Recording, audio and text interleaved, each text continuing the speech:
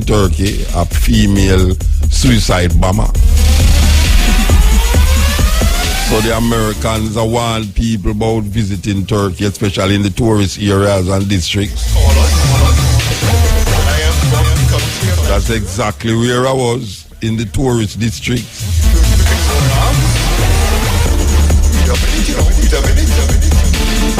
Donald Trump. Donald Trump, I tell you. So we have a guest in the house already. Yeah, man. As a matter of fact, my brethren and the lady have flight straight from Atlanta. I don't know what are your flight, land brethren? Midday your flight. Oh, so you're there from 12 o'clock. All right. You have time to roll up and dog and things. All right. So it never so hustling then to just fly from, drive from the airport come here. So Yenenga. Good night. You? How you do? I'm doing very well. Thank you for having me. All right. May I ever meet you yet?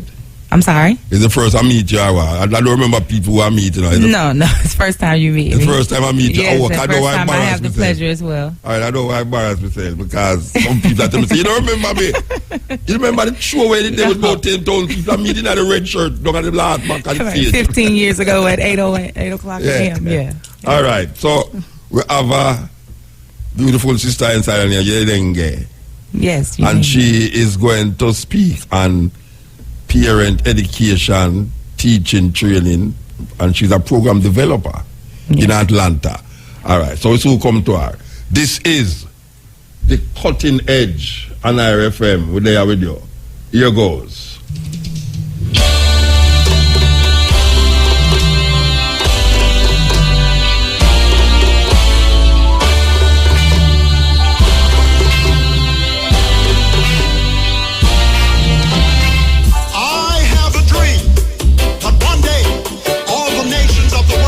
Marcus Garvey was told by Mr. Sinclair. Yes, sir, we love it. We want them put it in the school, them youth, them hear it on record and music following it up. That is one of the ways that we can teach the children them. What's my daughter use the music and make 90% of our students them pass the exam. So the groundation day gone, you know. The visit of the grandson of Emperor Haile Selassie the first pass. We were supposed to interview him and two Rastaman sabotage me interview. Yes, we are talking about Stephen Golden and we are talking about Michael Barnett. Stephen Golden tell we brethren say the man now do no interview, and when the man come them well want to do the interview and Michael Barnett stand up over me. And I tell me about me have 2 minutes, like you can't do interview in a 2 minutes. Nobody never tell him to tell me about no 2 minutes, you know. Him stand up over me and tell me about 2 minutes. Steve go and talk with the man now do the interview, and we see the man come and want to do the interview.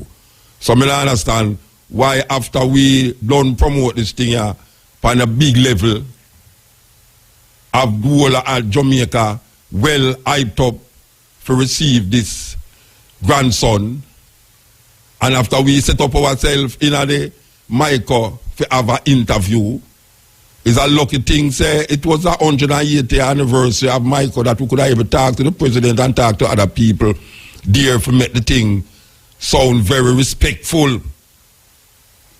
Michael Barnett stand up over me and they talk about 2 minutes. I don't know what the hell, who tell him to say 2 minutes? Him I say 2 minutes, you know. Oh, tell Stephen Golden say the man has no interview. Him a plan all these things. So I don't understand it. Everybody else interview. IRFM, we supposed to interview, we don't get no interview.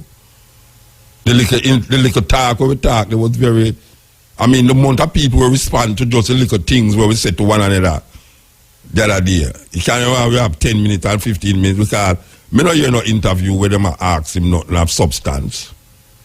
Man, I ask him if I'm a Rasta on TV and all them foolishness there. A big respectable announcer, journalist ask Kofi, You can't know them full question there. It's like you have to ask this as if you're my God. You know, a pure madness, you know. Let me ask the man if I'm a Rasta. Then obviously, why would I be Rasta? So we don't know. Him not being a Rasta meaning say what now? What it mean to I and I now if him is not a Rasta? It's madness. Total madness. And we sit down there for go interview him and Rasta man say no over me and tell me about 2 minutes. Me have 2 minutes. I wish 2 minutes. I just show me never want to disrespect the protocol of the thing. You know, see, me never want to really say, where you do, move from here and go with your 2 minutes. Because that me want to tell Michael Barnett, you know, say, move from here and go with your 2 minute thing. Because the man sit down there, as a matter of fact, you know, the man say, the program last week, you did listen to it, you know. When me talk about language, you know.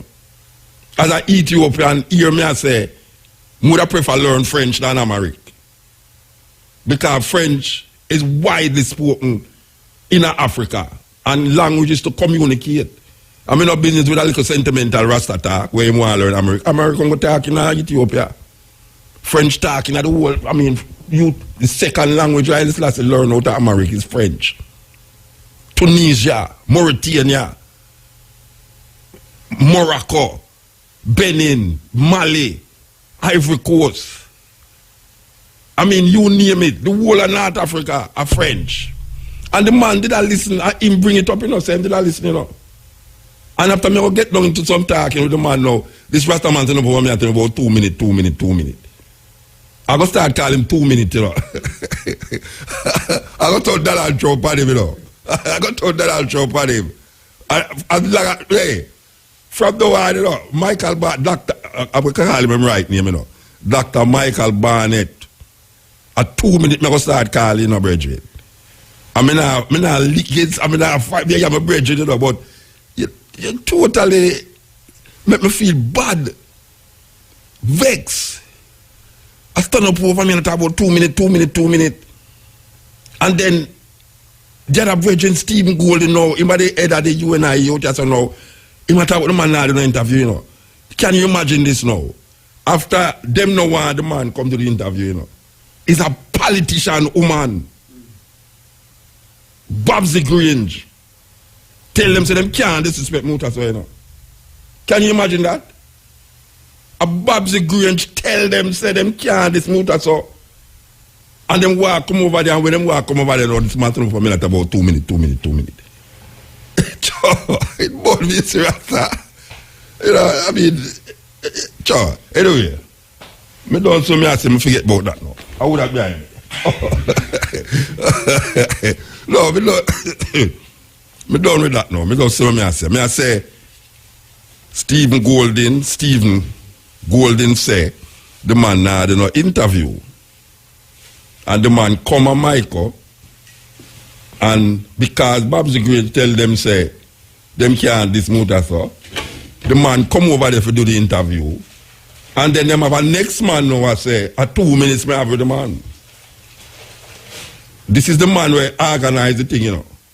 This is the man who organize the thing because you know, them are rushing for go somewhere else, you know, and him still did have to stand up for the other place and not ready yet. And I just 15 minutes, 10 minutes more I read with the man about, you know. If him sit down at 10 minutes, it now go mash up the program up, so, you know, but guess what? A big people up at the other one, you know. Bruce Golden and all them people there, they are the next one, so them can't have them people there wait. When we attack, you know, and the whole world are here. When them go up, who hear him when them attack up a JC? Only the people that are JC hear him. Who hear him when them they are UTech? Only the people that they are UTech hear him. Who hear him when them they are university? Only the people that are in the university hear him. Who would I hear him when them they are Michael? The whole world would I hear him. You understand? The whole world would I hear him. So when now Bruce Golden and all them people sit on up at JC and him not reach up there and them are rush and I say, boy, right now, you know, my next program for go. And me just want 10 minutes. And the rest of the man turn up over me and I talk about 2 minutes. Eh? It burned me, see. I know it about me, you know. You know, so my program manager said, I must relax because I just come from foreign with all them long flight there. And I must rest, my blood pressure raised and all them things there. But my blood pressure done raised already. You see, my blood pressure don't raise from here to over me at about 2 minutes. It come like a chop. Me never want to say that, you know. Me never want to say about the 2 minute thing, you know. Because we don't know if we can say that 2 minutes and what I can do in 2 minutes. I don't know if I'm an easy man with do things in 2 minutes, but I don't work with the 2 minute thing. You understand, Brian? Yes. Yeah, we don't work with the 2 minute thing. You understand? And the man well sit down there and well relax with his wife for come to the interview. Anyway, click it. Are you an employee or a family member of a Department of Correction? A sister in here, Yenenga, I hope I pronounce her name right. Yenenga. Yes. Yenenga Danya. Yes. And that's she perfect. has a little book here, Rear Them Well, Practical Tools for Raising a Genius. Yes. So in your programs, most of the children that you have impart this knowledge to, they have become geniuses. Or they all are. Eh? All the children are genius. Okay. It's just about unleashing it. So how long you been doing this? At least 10 years now. Oh yeah? Yeah. You mean from years 12? 10 no. Thank you, but no. No, I mean, I've been in education at least 10 years now. okay. And so what caused you to, I mean, what you was doing before? Well, actually, I was a beautician. I was in cosmetology. Oh, you're serious? And my mom said, you need to do a real job. You know, she was like, you need to go get a degree. Okay. And I got the degree for her, but I quickly realized that teaching was a calling. Once she was a teacher for 30 years, my mother. Oh, your mother was a teacher Yes, too? 30 years, okay. yes. So it's all, and my father's in education, and I have a family line of It's a family educators. thing you follow. And I didn't want to follow. But once I got into it, you know, it became a passion, and then I met Dr. Asa Hilliard Nana before, and studied under him, and of course it just became a life calling after that. You know, at least I heard the calling. So you actually have a school or a program place where you have these kids doing what you tell them to do? I work with several schools and programs. What I mostly do now full time is help with curriculum development, help with evaluation systems for schools, and in particular African-centered schools and African-centered pedagogy and things of that nature. When you say African-centered schools, what different these schools in America do as African-centered schools? Well, we have independent schools. That's the ones who I work with. It's more than 7, but it's 7 well-known ones there. And they consider it, some people have different definitions of African-centered, but basically it means you're going off of the African principles of education, which many times you see that being a more spiritual type education, a more culturally relevant education, what we would call culturally relevant education. See a lot of principles, my that's introduced in it. So you get more of an African way of educating. So what is the difference between African-centered mathematics and Eurocentric centered mathematics? It's more so the pedagogy and how they teach it. So first of all, with African-centered mathematics, you go back to the history of it, which is African history, and you teach that, which is not taught whatsoever in the schools at all. And you do it more of a practical and real-world application, where you're actually utilizing, like for instance, in the math class that my son is in at the school, one of the schools that I work at, for his math class, they built rockets.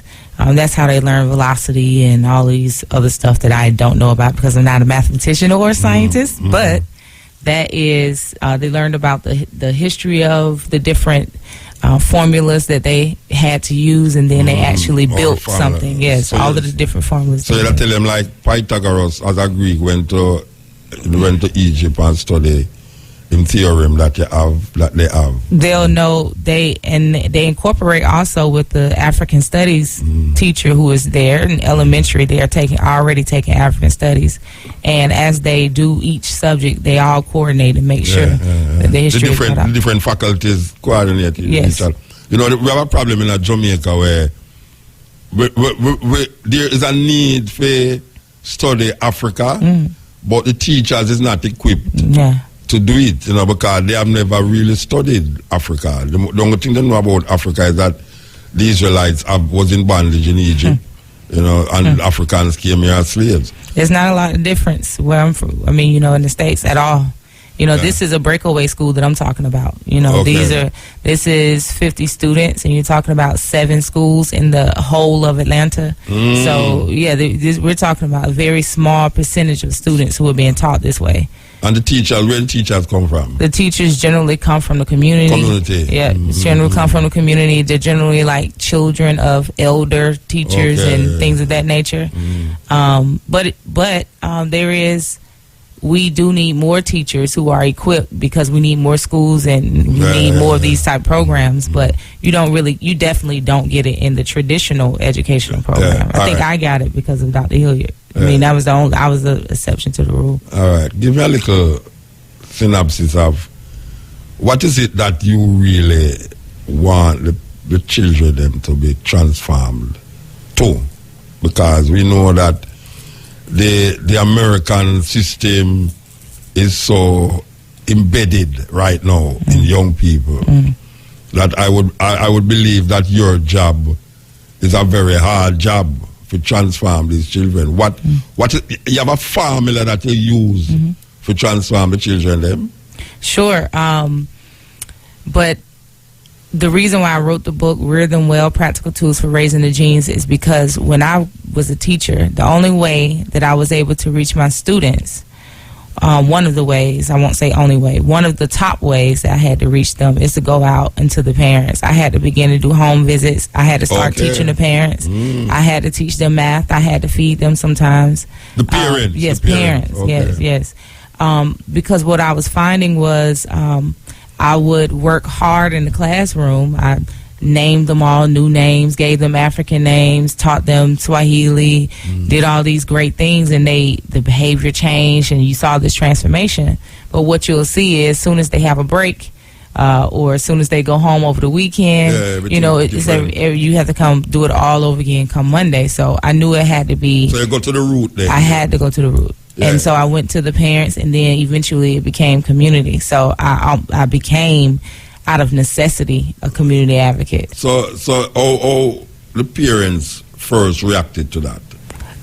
I was in trouble all the time.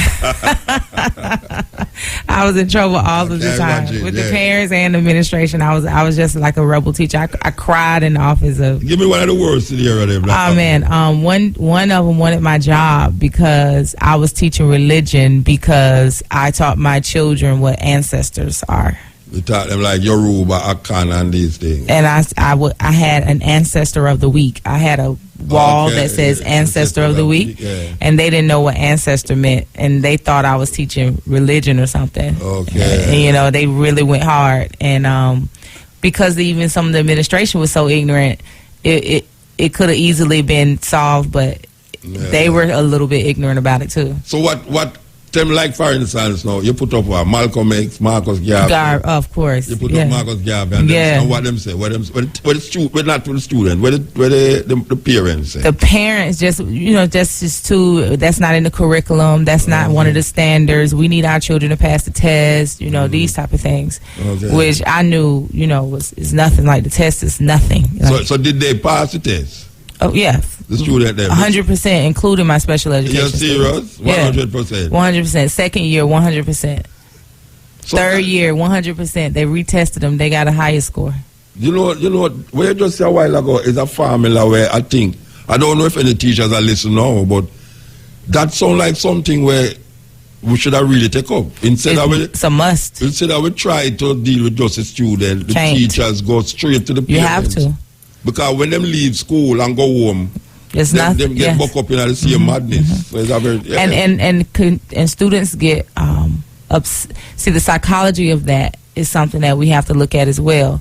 Coming to school, sitting under a master teacher or a good teacher, the teacher transforms them in school. They go to wherever they go, and it kind of digresses. The process that they're going through to watch whatever it is in their environment or whatever they're being exposed to, almost kind of makes them feel like, well, that is good and I'm not, and my people are not. So then you begin to get the angry child, the disappointed student, the disgruntled parents and all these. So it's a real, it's a sure way of failing if you don't go into the house. I'm going to go to the parents thing.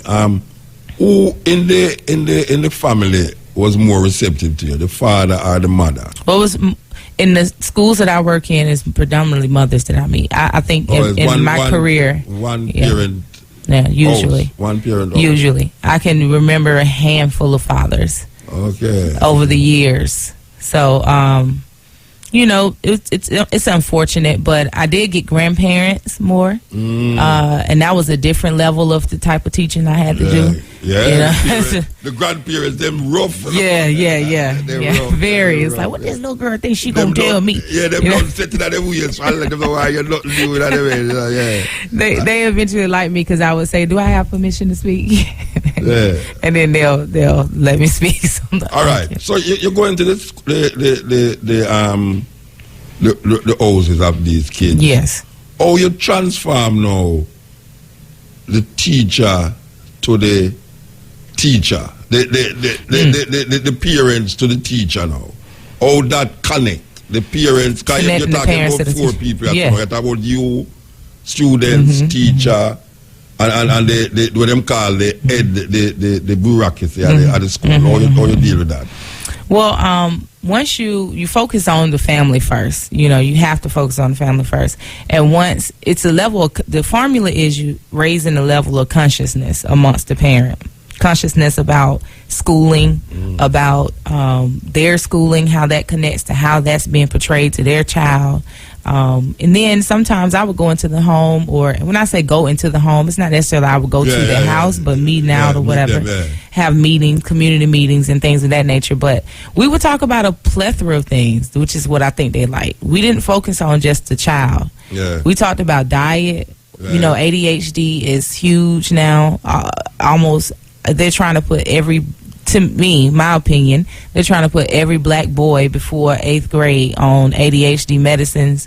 So we talked a lot about that. What is that? What is that? Attention deficit disorder. You have to explain that to Jamaican. Okay. It's like a learning disability. So it's like, I don't know. Yeah, they do have special education here. These students will be in like a special class, and they will have to take medicines, and those medicines will zombie them out. Yeah. You're serious? The medicines zombie them all the way out. I had 17 students my first year. 7 of them were on ADHD medicine. All of them black boys. You're serious? And all of them were zombied out. And this is a multiracial school you're talking about? No, this is the schools that I teach in are predominantly black schools. Yeah. And you won't find a lot of you may find it, but it's more black and brown. You'll have blacks and Hispanics or a couple of Asians. But no, this is definitely in predominantly black schools. But they have it too. They give their medicines to their own. But that's not for African children. I can see them giving it to their children, but that's not for African children.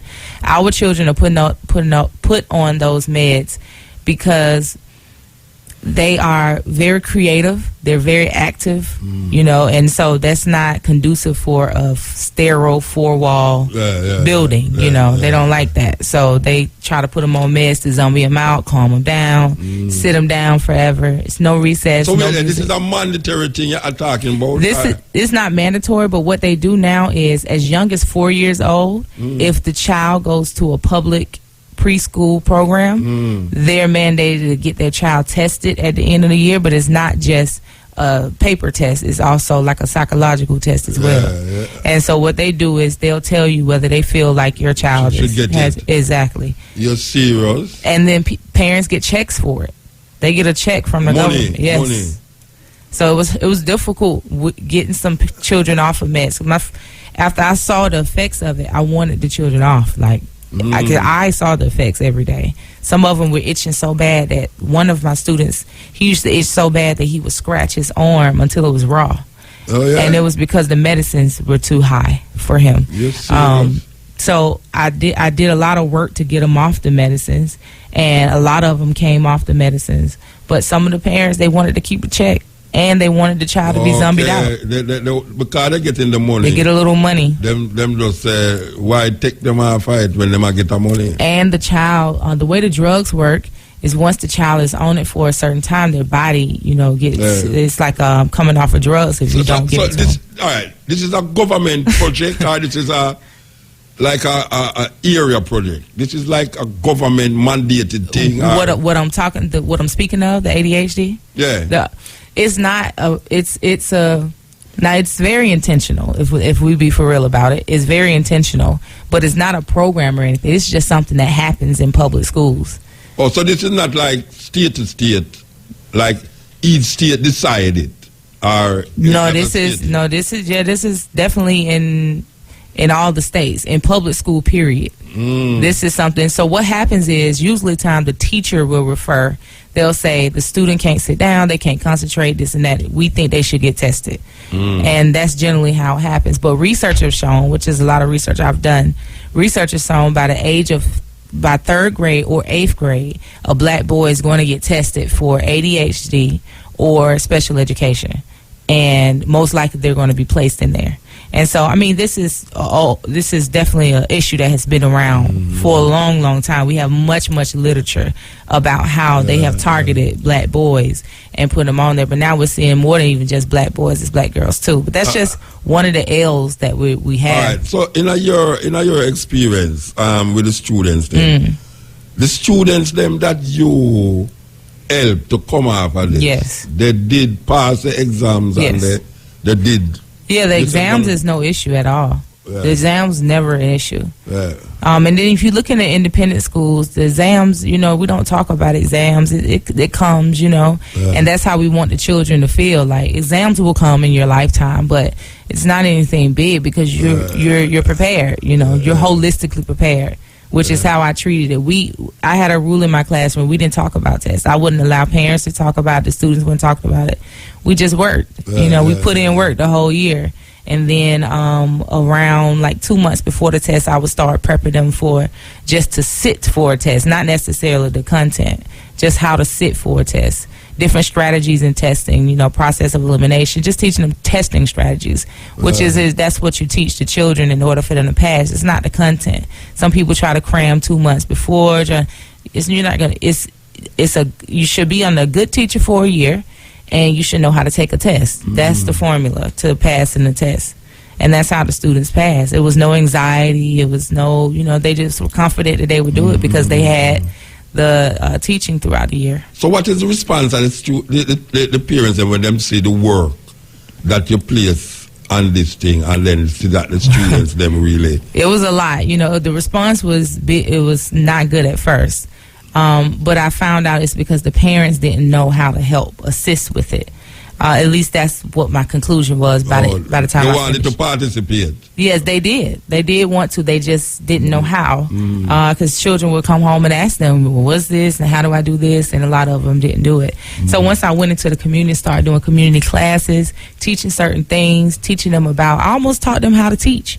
I literally was like raising little, training little teachers in the community, which was great. I mean, I did have a good 3 parents that was faithful, even if the other parents didn't know how to do it, they would step in and, have the children over their house, help them out with the project, things of that nature. Yeah. All right. Have you ever been noticed by the state system or the government, federal system with your formula? I mean, when you say notice, what do you mean? Like, in a good way, or no? If they say, "Oh, there's a sister here that is doing something extraordinary," maybe we should figure out what she's doing and see if we can apply it somewhere else. I've had principals to notice, and so that brought me into my career of training teachers. So many of the principals that just knew me from when I was in school, and I would do some projects in their schools. And Atlanta is kind of small, so all of the quote-unquote revolutionary kind of teachers or principals know each other. And they know who's doing good work. And so I can acknowledge that and say that for those schools, those principals do bring me in. Here's the issue, though. What I'm doing is they don't want it to be done. And I found that out. That's why I left the school system. It's because after my children passed all of the tests, they took me out the classroom. under the guise of they're going to put me in leadership. But with optional coaching, things of that nature, it never happened. So I realized what was going on. And when I was about to leave the school system, they said, well, we want to put you in a assistant principalship position. And so I started the cohort. I said, okay, that would be great. I could do a whole school turnaround, kind of. I was excited. But once I started going to the classes, I knew quickly that they weren't trying to do the stuff that I was doing. They were more so, it was very political, very grooming you to know how to play the game. Basically, that's what it was. So I'm assuming that the book here now is to spread it outside of your community and your environment in order to get people who is part of your career to really get interested in that formula that you use. The book now, you think the book will spread it out? I'm prayerfully it will. You know, my target audience is the community, it's the parents. So no, I mean like outside of Atlanta. Oh, definitely. Yeah. Because what I see is the same things. I may not see the same exact things. Like you may not have a problem with ADHD here, but I was talking to a sister earlier, and she was talking about the leveling of the students and how it's a big thing about leveling. You know, the children know that I'm in 1.1 or 1.2 or 1.5. 1.5 is more intelligent than 1.1. That's ridiculous. Yeah. They're all. It's totally ridiculous. And we have had fights over. When I say fights, I mean debates in intellectual and policy making spaces about leveling students and labeling students and what that does to a child psychologically. Yeah. For you to be a 1.1 and never able to go hang with the 1.5s, but you know you're a genius, you know, and after a while you become that 1.1, you know, student. It's like it's pretty ridiculous. So the book what the book does, what my hope for the book was for parents to understand rearing and raising is two totally different things. Raising is just feeding them, clothing them, sheltering them, maybe censoring yourself a little bit, you know, because a child is in the room. Rearing is feeding them, but making sure they're fed like a genius. Yeah. You know, making sure their health is well. Quality. Yes. Just feeding, it's not right. What are you giving them? Nutrition. Are you helping them think? You know, because a lot of students we get already mush brain, I call it, because they're eating nothing for, you know, chemicals for breakfast, basically, and lunch and dinner. So rearing covers all of the bases that they need to cover, and doing it strategically and as a process, a lifelong process, is how I'm teaching them. All right. In the book here, we look on the table of contents. Developing master student, family mission statement, time management, creating a learning environment. Their food is fuel, reading is fundamental, the importance of dialogue. All right, I could talk about the importance of dialogue. Because in this time of technology, we find that there's less communication happening one-on-one and physically with children. Because everybody's using them finger to communicate, and this little square thing them call iPhone and this thing now.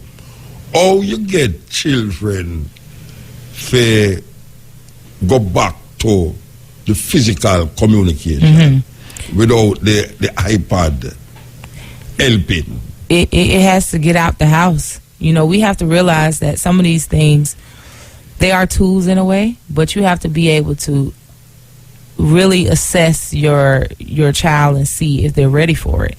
You know, and are you ready for your child to have it? Do you monitor how much usage that child has? Because some parents get it. It's not the child.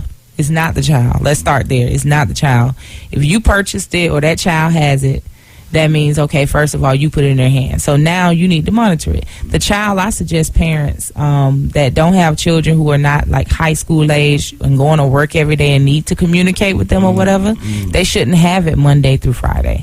Saturday and Sunday should be the only time that they have those things. And if that, you know, that's after they do some type of chores and go outside and do all these things and then have it.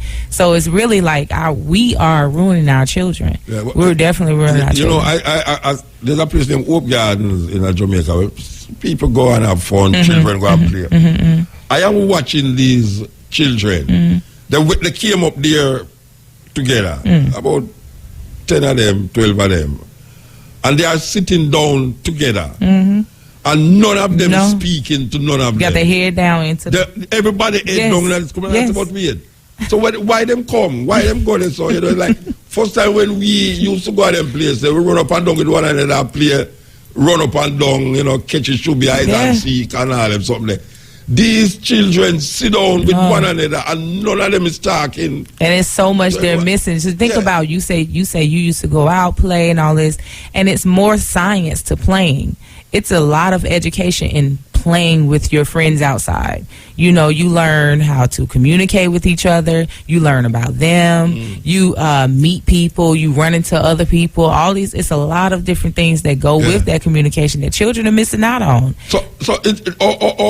In the book, when you talk about dialogue, what is the formula that you use to make children start to dialogue with each other? Question. Like, stop having monologue with your children, talking at your children or to your children all of the time. Ask a whole lot of questions, random questions. Why do you think they made the traffic? Random questions. Why they make the traffic light people go? Hey, tell me. I'd love to hear a child tell me, why is it? Or just, what do you think about anything? Just ask them, because you'll see how your child thinks. You'll see if your child has a creativity. You'll see if your child, and then also ask them about school. You'll hear about school stuff that you didn't even know was going on. You'll start hearing about it because your child will tell you about it. That's what I mean. Just not anything. Just have regular conversation with your children. Not too deep and heavy. Unless it go there. Sometimes children will go deep on you. They're close to the ancestors. Then you be like, oh, wow, how did you come up with that? And they'll tell you, and it's like, oh, wow. So you learn from them. So just, making that space for the dialogue. You can do it in the car. You can do it at home. You can do it in whatever time you have. Make the space for the dialogue. So we'll come back round to the parents then. That's what you're saying. Always. Again. Come back around to the parents. It's not the children. The children are portrayed to be, we have to think about it like, an 8-year-old, like someone they would call a bad child. He's 8. We've been on this earth 30, 40, 50, 60, 70, whatever years. He's only 8. He doesn't have any kind of the set of things that we need to, yes, exactly. So it's still a child, and we forget that because we have so much, these foods are pumped up with hormones, so 13-year-olds look like they're 31, nowadays. So we think that and then their attitudes are a bit different now, they're not so young anymore, but they're still children. This is the Cutting Edge on RFM where they are with you. Always stay there. Whether we stay there or not. We help you get there. Are you a small business owner? You work from Atlanta. Sister who have a formula and we love what she's saying. We think that she should be invited into the schools of Jamaica to facilitate some form of workshop. Because when I hear she say, instead of going straight to the children, you go to the parents. That alone make me know, say, why she really know what she say. Trust me. It is really good to know, say, somebody is saying it's not the students, them, it's the parents. When you leave, when the students them leave the classroom, everything get leaked out of them if the parents is not functional. Properly function in what you want them to know in the classroom. The African-centered understanding. What is that? What you bring to them in that part of the world program? The African-centered understanding. African-centered. Well, so it just depends on which school, who. It's like, for instance, one of the schools that I work with, they go off of the formulas or the teachings of Dr. Asa Hilliard. And one of his main focus, or one of his main points to teachers were, you have to connect with the spirit of a child. And to them, that's an African-centered way of teaching the child, is first thinking about spirit, thinking about character, those type of things, building a connection, building a relationship with the child, getting to know the student. And that in itself is an African-centered way of teaching. And so it's not necessarily the content, The content is definitely more our story. It's not skewed toward the Europeans' history. It's more of our story. And if you look at like the sciences and the maths, they're more project-based.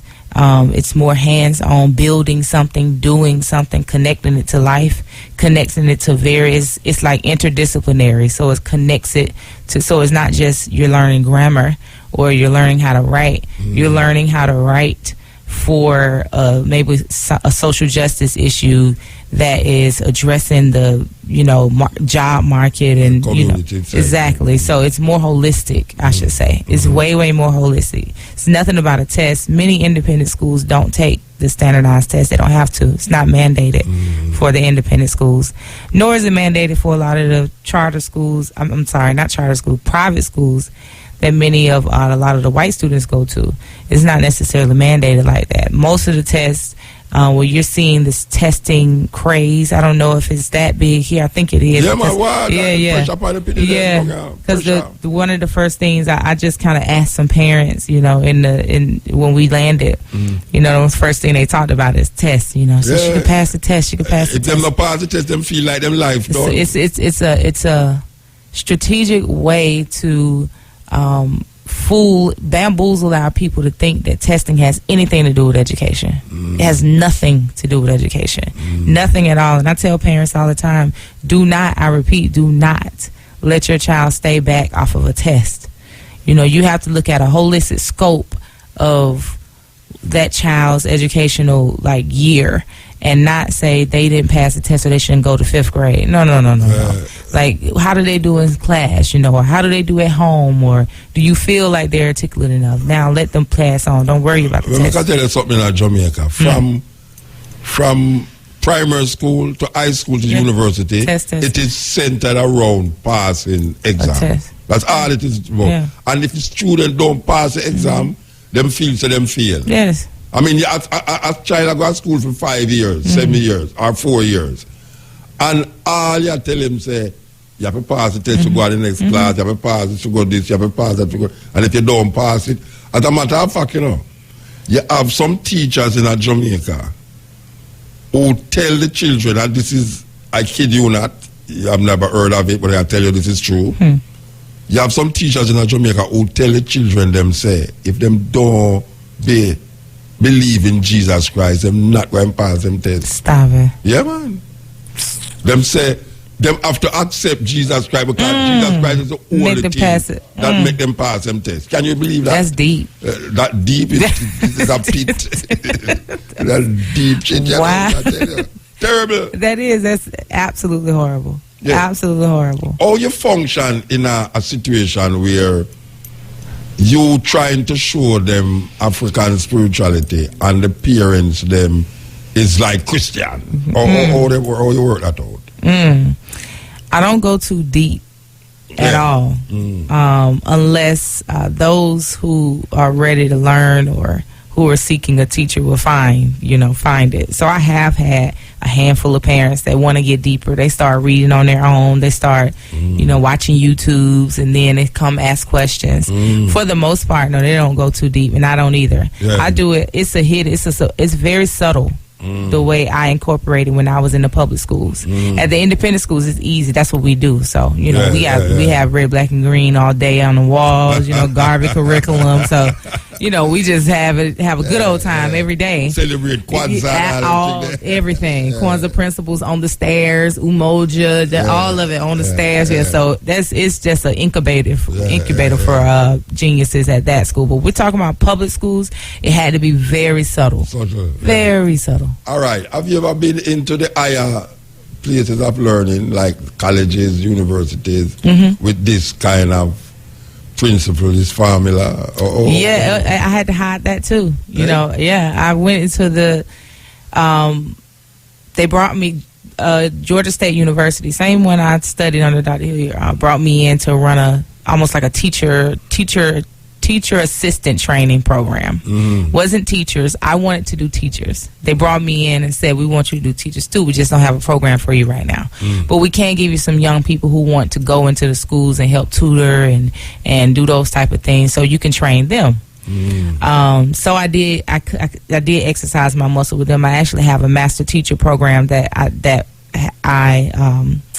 don't want to say I developed, that has developed over the years in training with other teachers.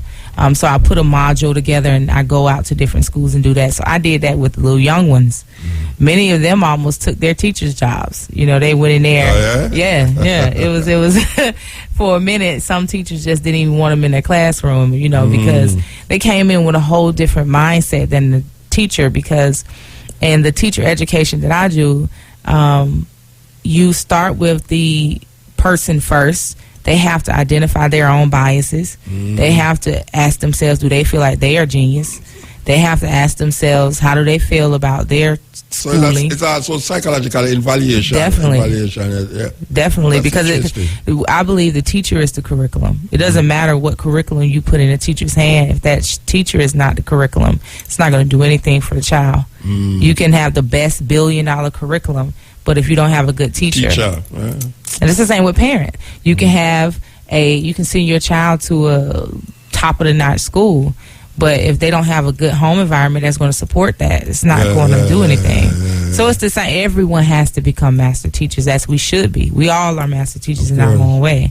So that's what everyone. The job to teach our children is not on one person. That's the misconception. The job of teaching a child is in the school. That's not it. That's just support. That's just supplemental at best. Education comes from the home, comes from the root, comes from the ancestors, comes from, your community, what they see every day, what type of things they're involved in. That's their education. Yeah. All right.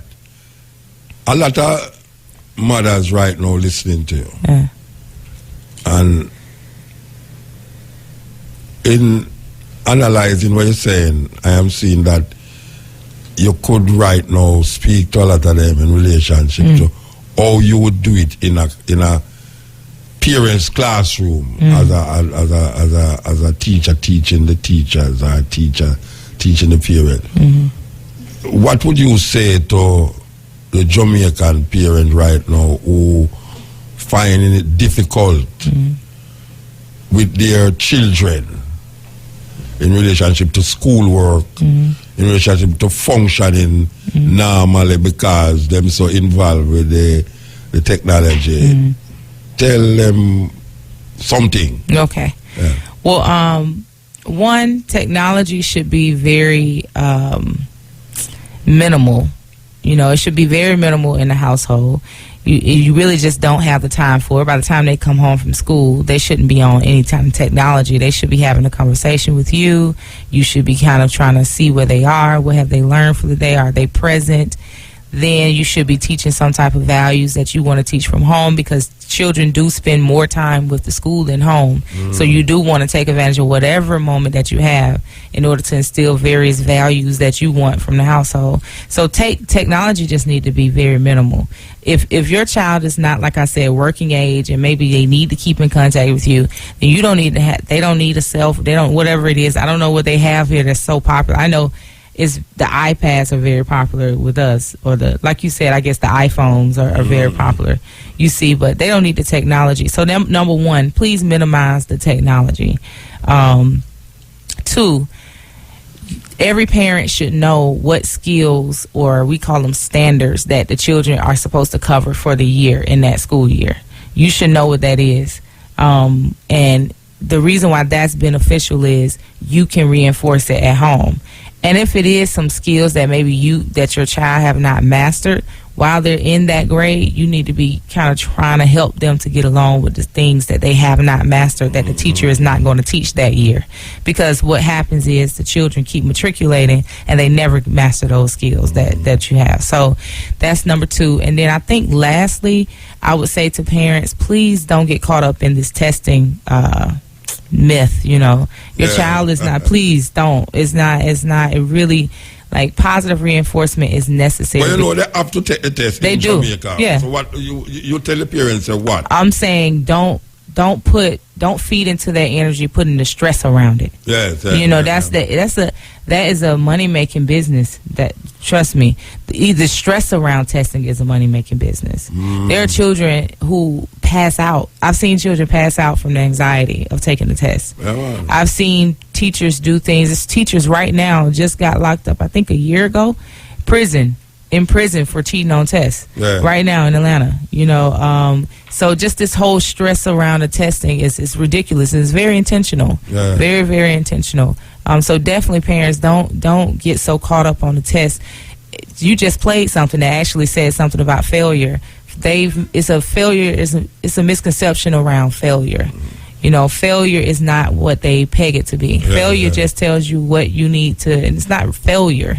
It's just an assessment of where you are and where you need to go. So that's what a test is. Even if they do, quote unquote, fail it, now you know what areas they need to work on. Don't really stress about it. Don't really stress about it. That's what I would say. I've never done this before, but Tracy, you know what? I'm going to ask you for though. I'm going to get in contact with Cabo and ask her if we can bring back the sister tomorrow. To continue the talk, because I think she have something away. I think more people listen to the day program, and I think what she say is most enlightening. So if you could call her and ask her if it is practical enough that we could have more than 2 minutes tomorrow. and I will ask her, I'm a bridging, but I will ask him, and she will talk to her. So just come and ask her if we can bring back this data tomorrow. I've never done this before. You understand? Where we have the same person, same time. So we want to ask her. Plus we have a next person where we're going to interview. And I forgot to interview the next person. I don't want the next person to wait so long. But I think that we need to make her be heard in the day with our program and Shabbat. See? All right. Sister, wow. Thank you. Thank you for having me. We're going to talk to Cabo. Okay. Tonight. Okay. Cabo say Cabo not sleep. Call Laura, ask her, you think that tomorrow we are telling you answer? I know. That them can know what them are doing. Suppose them feel like them want go to Portland, go sit down on the beach and all them thing there. You understand? We want to make shit. You don't have no problem with that, eh? All right, the virgin say me safe. Well, whether I'm safe or that, I'll be around the thing. All right, give thanks. Thank you. Yeah, give thanks. It was wonderful. Trust me. I mean, you're aware. I think that is a way that the ministry in Jamaica should have really observed. I mean, really. I mean, yeah. Can't say nothing. It's effective. Yeah. It's transformative, not only to the students, but to the community. Yeah. What happens is you start seeing everything flourishing. Give thanks. Yeah, give thanks. Yes, as I said, that was really wonderful. Yenenga Adanya. She has a book here named Rear Them Well, Practical Tools for Raising a Genius. She looked very corporate on the back of the book here. Very corporate for the back of the book. I love it. Okay, this is the Cutting Edge on IRFM.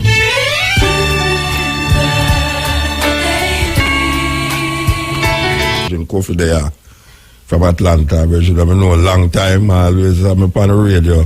You still up on the radio in Atlanta there? Same time you're up on Thursday. Same time you're up on Thursday? 2 to 4. So what are your program when you left now? I have to ask you that. 2 to 5, 6 me there. Trust me, you know how it goes. What do your program? Akhenaten? Okay. Me know him? Yeah, man. He interviewed me before he come Atlanta. Okay. Witch doctor. A witch doctor? The witch doctor. Oh, can be witch and doctor at the same time. But I understand that. My the white people business there about witch doctor. I never call African people witch. You can't be witch and doctor at the same time, man. Okay. Here we go. Cutting Edge. These are the words of an island called Jamaica. We went to the United Nations. We want to link up with Ayavian here. What him tell the United Nations? What was his visit there for? You know, Regin? Yes, Muta, give thanks. Well, you sound host, man. You talk too much at United Nations, you know. No, I really show the bingy and the vibes after that because bingy may come from my head one. Oh, the bingy. Oh, yeah? Instead of going to tell tomorrow man and see it up. Okay, okay. I pick 4. So, a whole heap of reasoning. Because you sound like you talk enough long there. Yeah, well, you know, that's the reason. Yeah. That's the reason. All right. I am told that you went to New York. And New York you go? Yeah, UN. What? I mean, it's other places in the US, but the reason why all right, 2 reasons why I made it up there. I have a law professor invite me to come talk to him, student them, and Rastafari marijuana international law. Mm. And then the event is now I'm an end up at the UN. When you say end up at the UN, what you mean? Like you go at the gate, go stand up? It was part of the program assignment going up there to go to the UN. There was that event taking place there called UNGAS. What United Nations General Assembly Special Session dealing with the drug issue including marijuana, ganja. Okay. So individuals who know a man who, you know, use on it and know the fact that for years I'm an advocate certainly. And especially to an organization named Beckley Foundation. Yeah. I eventually reached the UN. All right. So who else was involved in this UN gathering? I mean, outside you, which in a country or in a group or in a group of people? Whole of a country, man. Whole of a country. I mean, a lot of, almost all the country of the world, especially the whole of African countries, European countries, Caribbean countries, Latin American countries like Colombia, Peru, Mexico, Thailand, Czechoslovakia, all of them countries, the US, China, Russia, all of them countries there. All right. So what was your role, argument? You get opportunity to talk to all of the people there, all of the country then? No, not all of the countries, but in certain sessions, for example, I never go into the jail, what them call the General Assembly room, right? I never do any presentation in there. But I do a presentation in a fairly good sized room, what them call the round table talk, including, like I said, some of these countries. And I address them from the point of, Jamaica civil society. So my thing was to point out the difference from a Rastafari point of view between a plant and a drug, right? And just like marijuana, coca leaf, poppy, peyote, whatever individual or set of people with a custom of using as their tradition, as a part of their culture. Why is it that Europeans try to impose them way upon them? And why is it that these people from an international rule and law point of view are not being allowed to enjoy them constitutional rights? Arguments like this, the impact of poverty pan, what them call developing countries, have caused a lot of youth to resort to trafficking and everything, which was expressed by all the other countries, especially South American countries, So, all right. So what was all right? Like, which other country, who are around the round table? Which other countries them was represented around the table? I can't tell you, but all the countries, all the countries. And I'm saying all the countries, about 60 odd countries, 70 odd countries in a round table session. All right. So what was their response when you speak? I mean, what was the response? Well, when I'm talk, I was the last one to address that big round table session. And all the moderator could have said is that what I have said summarizes everything that was said today. And at the end of the session, she known deliberation, no nothing, because they point out the impact of slavery and colonialism on third world countries. See, and the fact that drugs like cigarettes and alcohol, I never hear them mention that one time in a discussion. So I'm on the fence, I'm on presentation here, with the defense of people being able to enjoy them tradition and the hypocrisy of America too. Where, I mean, America, the same thing where America fight against, America plan. And at the same time, in the one of other countries, plant herb or utilize herb. So those are some of the issues that I'm addressing at the U.S. All right, what's supposed to come outside? I mean, apart from the debating and the interchange. And speaking, Muta, I see the importance of small states, developing states, I can't call them, like Jamaica, to align itself to countries like Mexico, Peru, other countries we have things similarly towards. Hold on there, IRV. We have to take this time signal. It's 12 o'clock, midnight in Jamaica.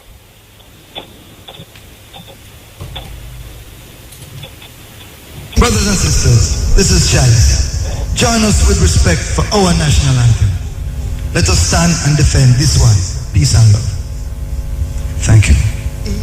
Eternal Father, bless our land. Guide us with thy mighty hand. Keep us free from evil powers.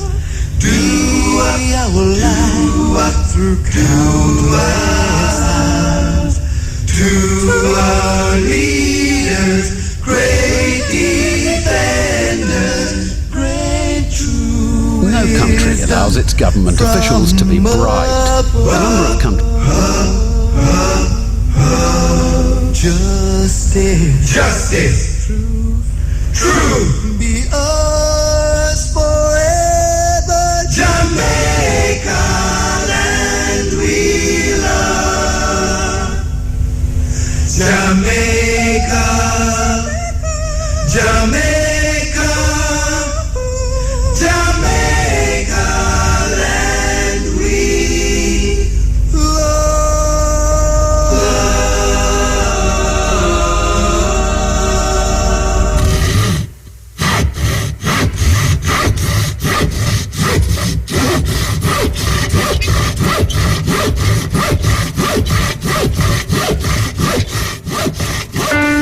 Heritage Pharmacy West J's Midtown Mall, 124 Great George Street, Savannah, Lamar, has the lowest prices, also gives 5% discount on over-the-counter items, 10% on prescriptions and... Visit to the United Nations in New York and what he said and what is proposed. Yes, yes, IRV. Yes. You're there with you again. Yeah, when we leave, we ask about what is expected. You ask in terms of what we want to see, so we achieve. Yeah, what is expected, not what you achieve, where you couldn't really achieve something right. That's about. From my point of view, why God has worked into defending that, what to tell you. Now, what's the country, I mean, would have come together from black groups, because individual Jamaica, for example, as an individual country, small country, can't fight U.S. policy. Right? But if countries come together to Ironman, them have a greater voice. So this was one of the things Ironman encouraged amongst this, especially the countries that Ironman see, have come outrightly in defense of marijuana, allowing them coca plant to grow, not in the sense of drugs. They're more liberal, yeah. Something there. Yeah. But those are the things that I man encourage. And I tell you this Muta that the countries look to Jamaica for leadership. I can tell you that. Them look to and them admire the first step. Even though I know say I'm not much from a Rastafari and a grassroots position. But then imagine a country where still we hang you to some herb. I would give life, death penalty to some herb. These are things where one they talk against. But what I man personally I hope to achieve differently is that the nations gathered there would have come out, because a lot of discussion focus around marijuana ganja. And once I hope that certain other countries then could have come out more outrightly in defense of her, because from them arguments you can't have one-on-one and no say them don't want to come out, but the them countries that are brave need a Muta. Yeah, but countries like American Eadge. Yeah, but countries like some of them try to be diplomatic. Some of them come outrightly, but them look to Jamaica for leadership. When I say some countries like Ecuador and Canada and them countries there, the response of them should have been more forward than other countries, considering say Ecuador, Canada have a relation. You hear me? Yeah, me I hear now. Can't drive me that drive, you know? Yeah, no, me I say countries like Ecuador and Canada we have a relationship right now as related to herbs. Should have been more forthright in them agitation. Canada talk out strong. Yeah. And Canada actually go out for them business and them own. They're no business with nobody. In terms of the US. Israel states how many how much they have manufactured, how much medicine they have manufactured from marijuana, and that these products are in demand all over the world. You know, so them is the leading ones now in the world when it comes on to ganja. Israel, the leading. Israel, yeah. The leading country when it comes on to manufacturing, producing, and really evil going into testing the plant itself. Israel, they're there up front, yeah. Yes, but Mutai, when you look at Jamaica and to the price of Jamaica and Jamaican people, especially Rasta and grassroots people, pay for ganja and marijuana. And when you look at the countries we're gone ahead, I think we're the people, we have to push the government to make sure, say, one, we know them have international obligations that they have to deal with.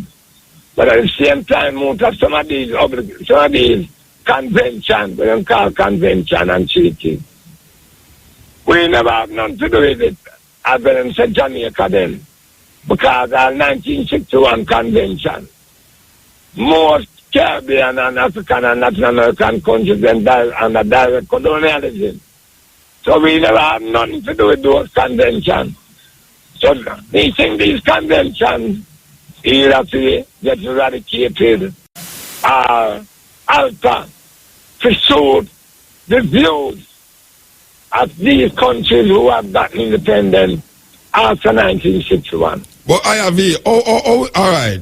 This convent, these documents that signed over the years, if America now have so much states that now either decriminalize it or legalize it, wouldn't that make these papers that we sign be null and void, considering that America did also sign these things too? Muta, America act under the guise of state laws. Right? It's like the federal government say them still have it as an illegal thing, but you have different states where take them own personal move towards it. Yeah, but Mr. Muta, for sure how hypocritical the US is. If the federal government never wanted to happen, it's unhappy, respected for the state and have to say individually. But I say, time gone, when gay marriage was legalized in California. George Bush overturned it.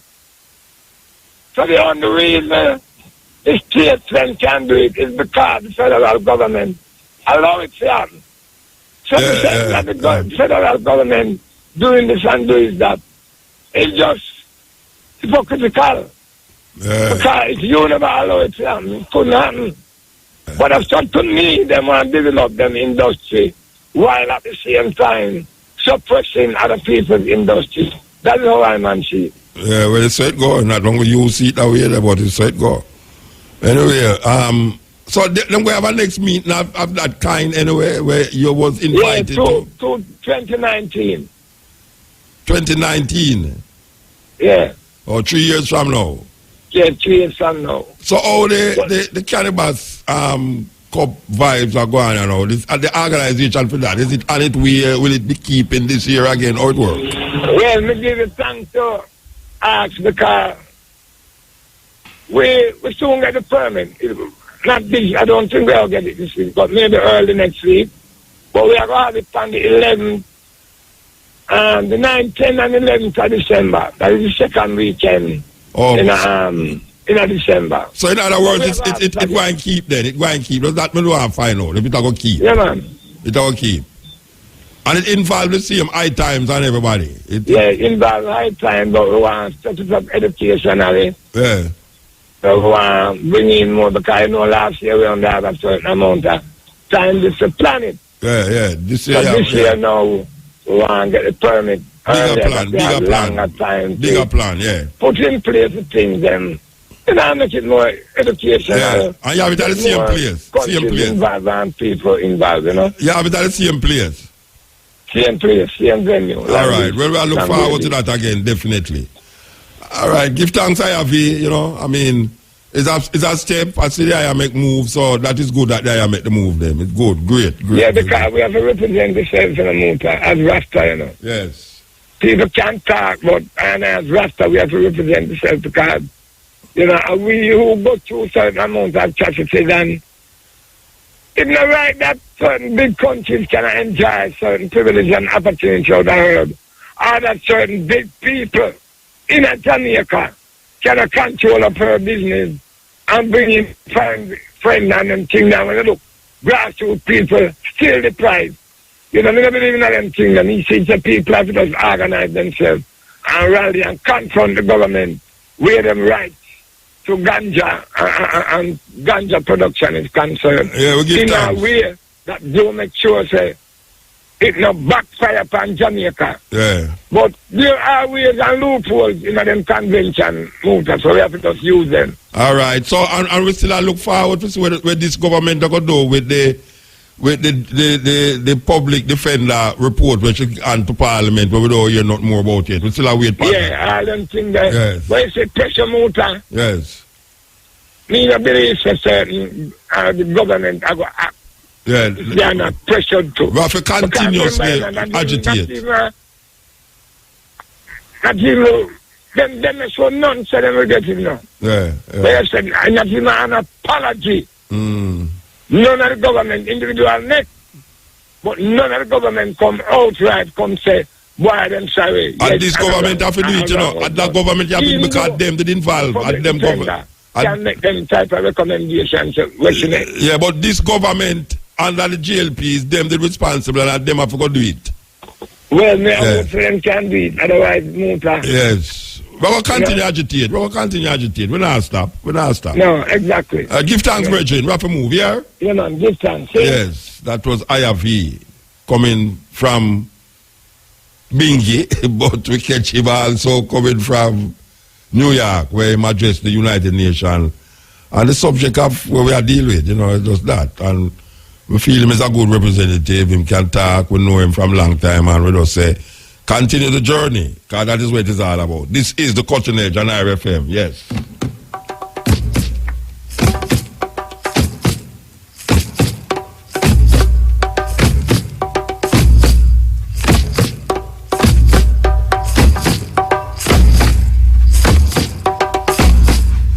His Imperial Majesty. Majesty was the 21st of April, on a Thursday, same day, the exact day that him came here in 1966.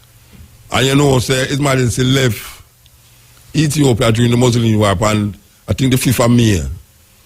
And him 5 years after him come back on the same day, exactly the same day, him leave. It look like he's a man where just study the days, the man just say, watch out, this ampada day there, we ever do the thing same way. No matter how long or how much years it take. Yeah, man. Serious thing. Continue the journey, as we say, into what is happening and what has happened.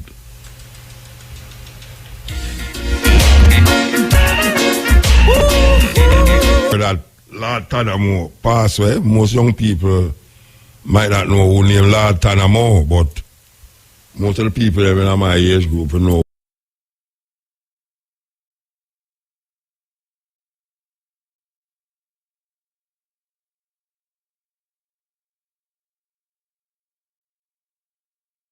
In the 60s. Alright, so I could play some Lord Tanamo. You have to remember who named Lord Tanamo. I hear him die in America, him pass in America. Here goes. Come down, I'll buy your bomb, damn. Come down, I'll buy your bomb, damn right. So come in my studio and I say nothing to me, you know. Nothing at all to me. Me vex, you know, but I don't know nothing. I don't vex for long. Lord Tanamo.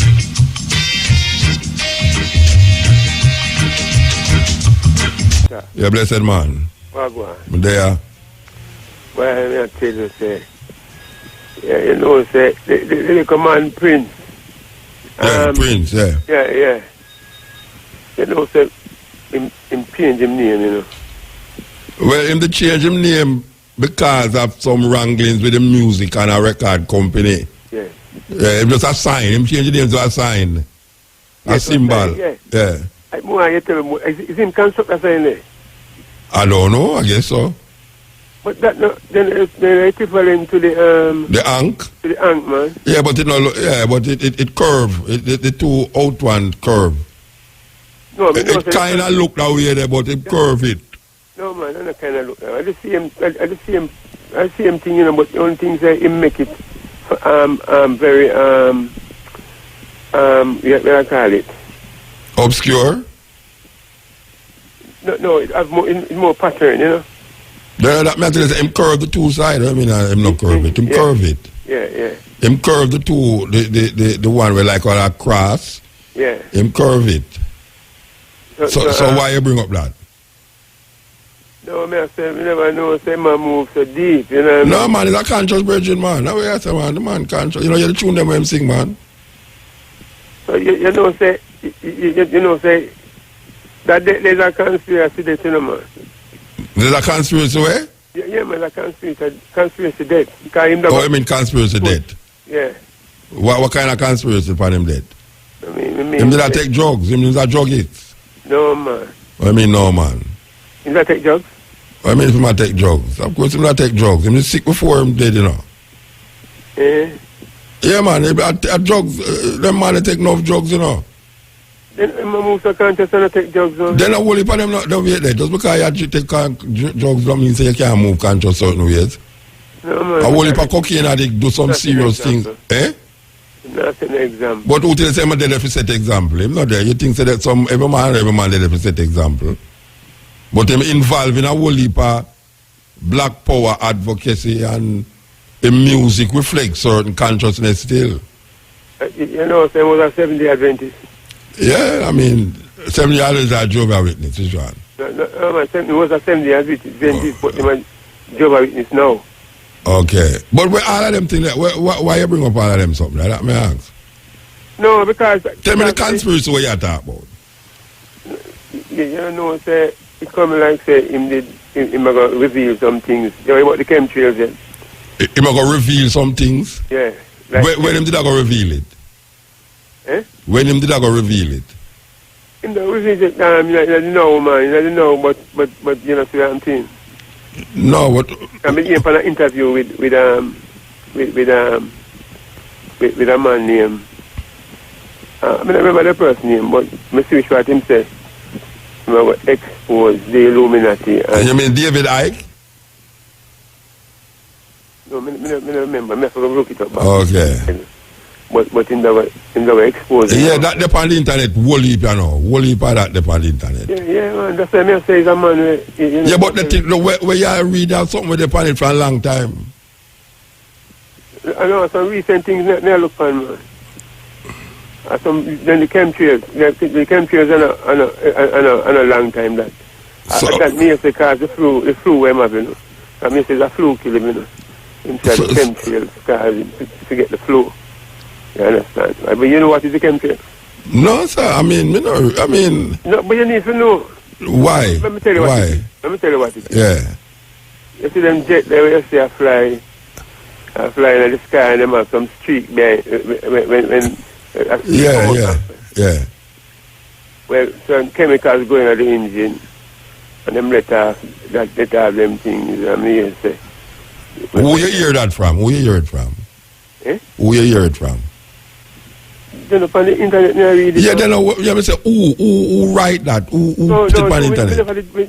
Could I quote it, you know, but you cannot read things on the internet. I don't know who do it. Eh? You cannot read things on the internet. I don't know who. All you know say it is a reliable source you read it from. No, but you hear me tell you that him come to expose the chemtrails and the Illuminati, man.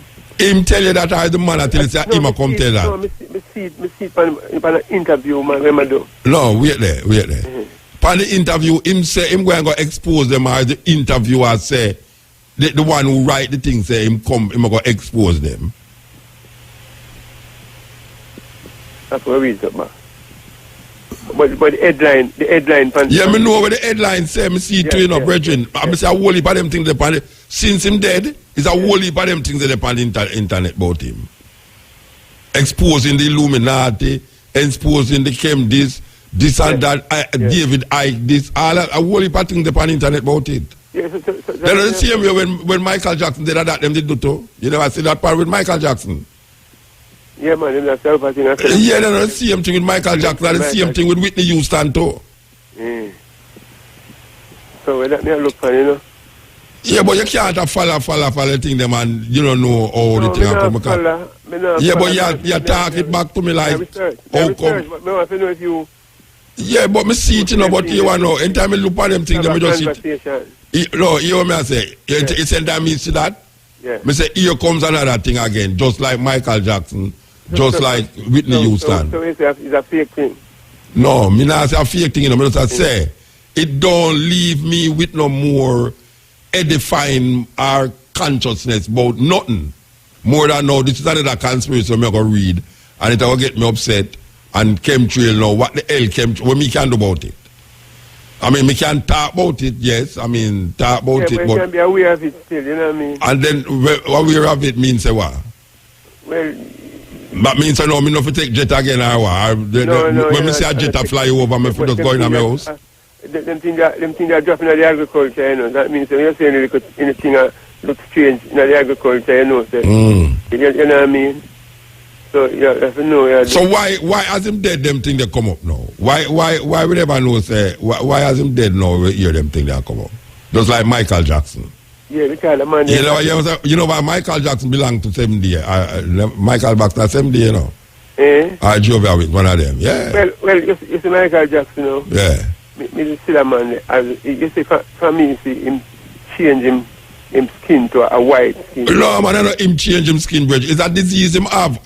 Why want to keep saying these things? Who same? Is a disease the man have Rasta? You never seen a Jamaican person in a Jamaica have that disease there. That disease make him nose. No, me not about him nose. Him do things to him nose. Me I say him skin. No, but people say I try him skin. Him do him skin so to make it come white. Is a disease him have? Him change him nose yes, but the skin. So hold on. If a man change him nose, you know, if he says a man will shape up himself to look like some. Yeah, he want to look like Diana Ross. You know, that may say to tell you, man. Yeah, but what that have to do with conspiracy now? What have to do with a conspiracy theory now? Well, me not say nothing about conspiracy. Yeah, because you talk about Prince and the same thing. Prince me talk about. Yeah. But me not talk about Michael Jackson. Yeah, but me I talk about Michael. Me say the same thing them say about Michael Jackson where them the dead. And the same thing. It's like how them a talk about now. The Jay-Z and them man they belong to Illuminati. And Christian people say them things because the youth them I use Ankh and I use all sort of Egyptian motif now. You hear say them belong to some secret society and them belong to this Illuminati and everything. Because the youth them decide say them are going to return to them little African youths. And you know in Jamaica the same thing.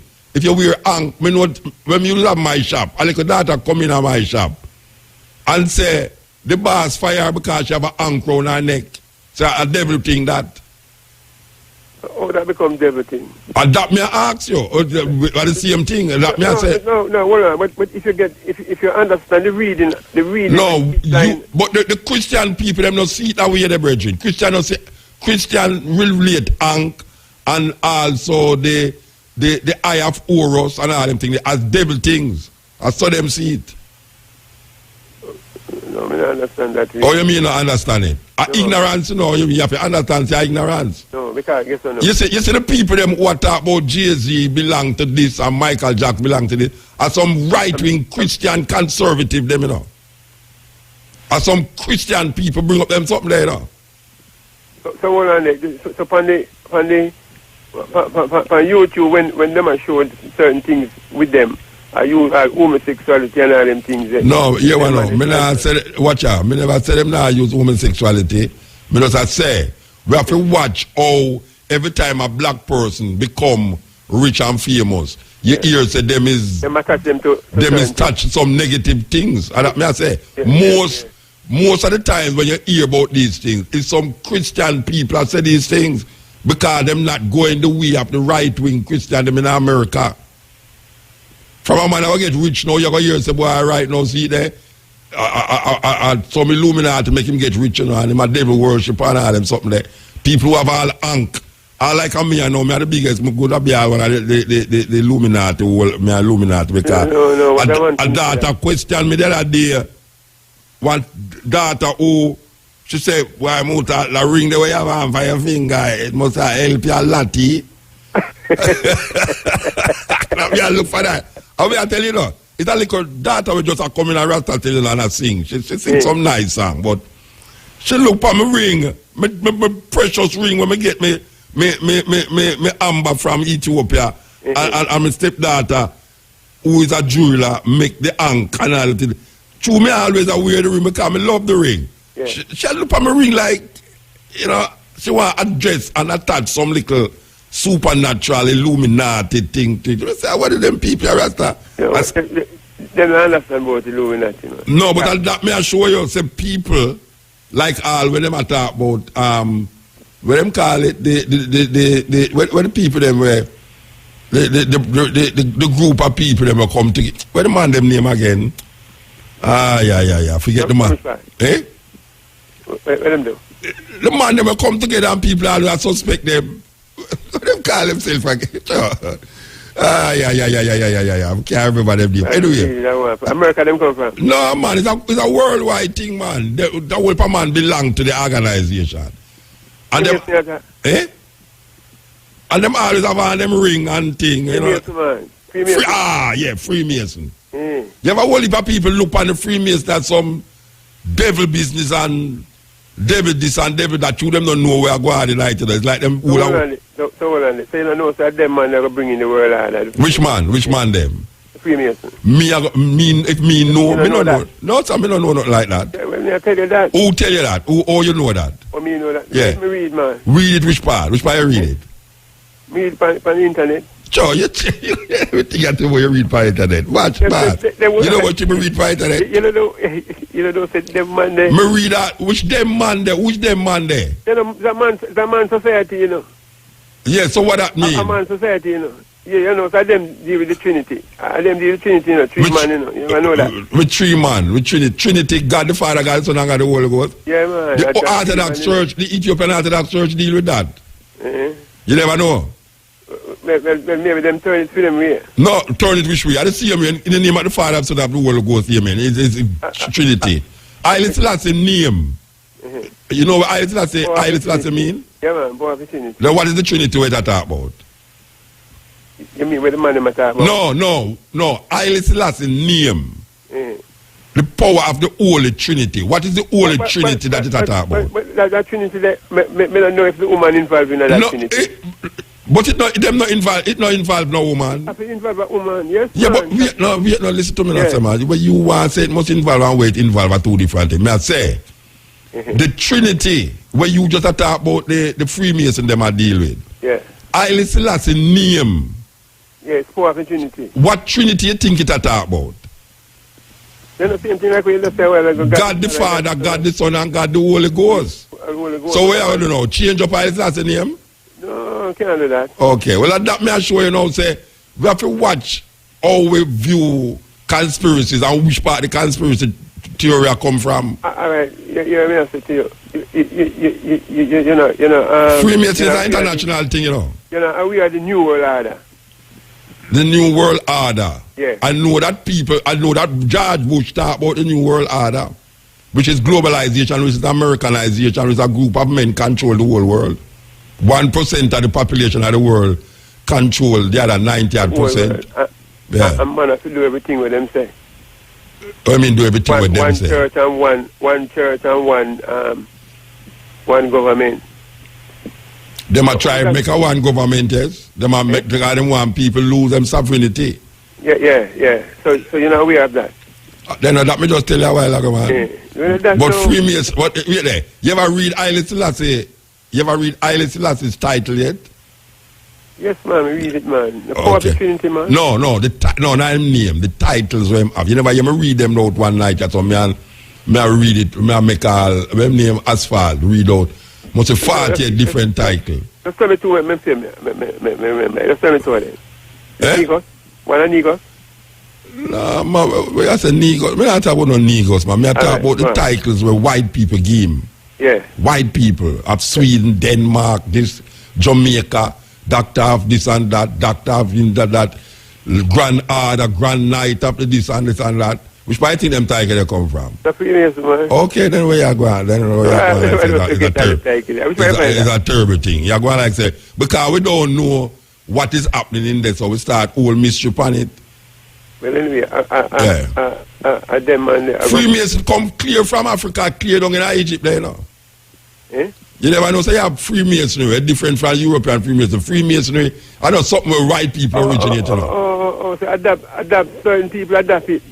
They don't see where them dap a whole heap of thing, man, and make you feel like you want to fight it, just like how the Ankh, just like how the swastika. You know what is that swastika? Yeah, swastika is where the Nazi use, the German. You think it's a German symbol? No, man, African symbol that. But you go wear a swastika through the airport and see what happen. Through American airport. Put a swastika on a t-shirt. People ridicule you. Not ridicule you. Not ridicule. If it was ridicule, it wasn't bad. But me assure you, say, oh, them take the thing and make you start, look out, them put the eye of Horus on them dollar bill. You know, see the eye of Horus on the dollar bill. They don't see people that talk about the devil symbol that. Yeah. Or it become our pyramid with the eye of Horus become a devil symbol. Because white people take it and put it a different way, you know, so we look on it as some terrible thing, just like how we look on the Ankh. People prefer wear a cross on them neck. People look on it, how them put it, you know. How them put it, that's why people look on it certain way, you know. Yeah, but it can't, but we who know says not no devil symbol. We know says African symbols, them usurp and thief. Yeah, but it's like when you thief something, you know, like how you see them take reggae music. Everyone take reggae music. Yeah, but me not go cuss reggae music now because white people start play reggae music. No, when I say them take with the culture. Take where? Then when you know to say no, a white lady the other day get because she sell more album than the people them in Jamaica. So what's wrong with that? You know, a billboard, wait there.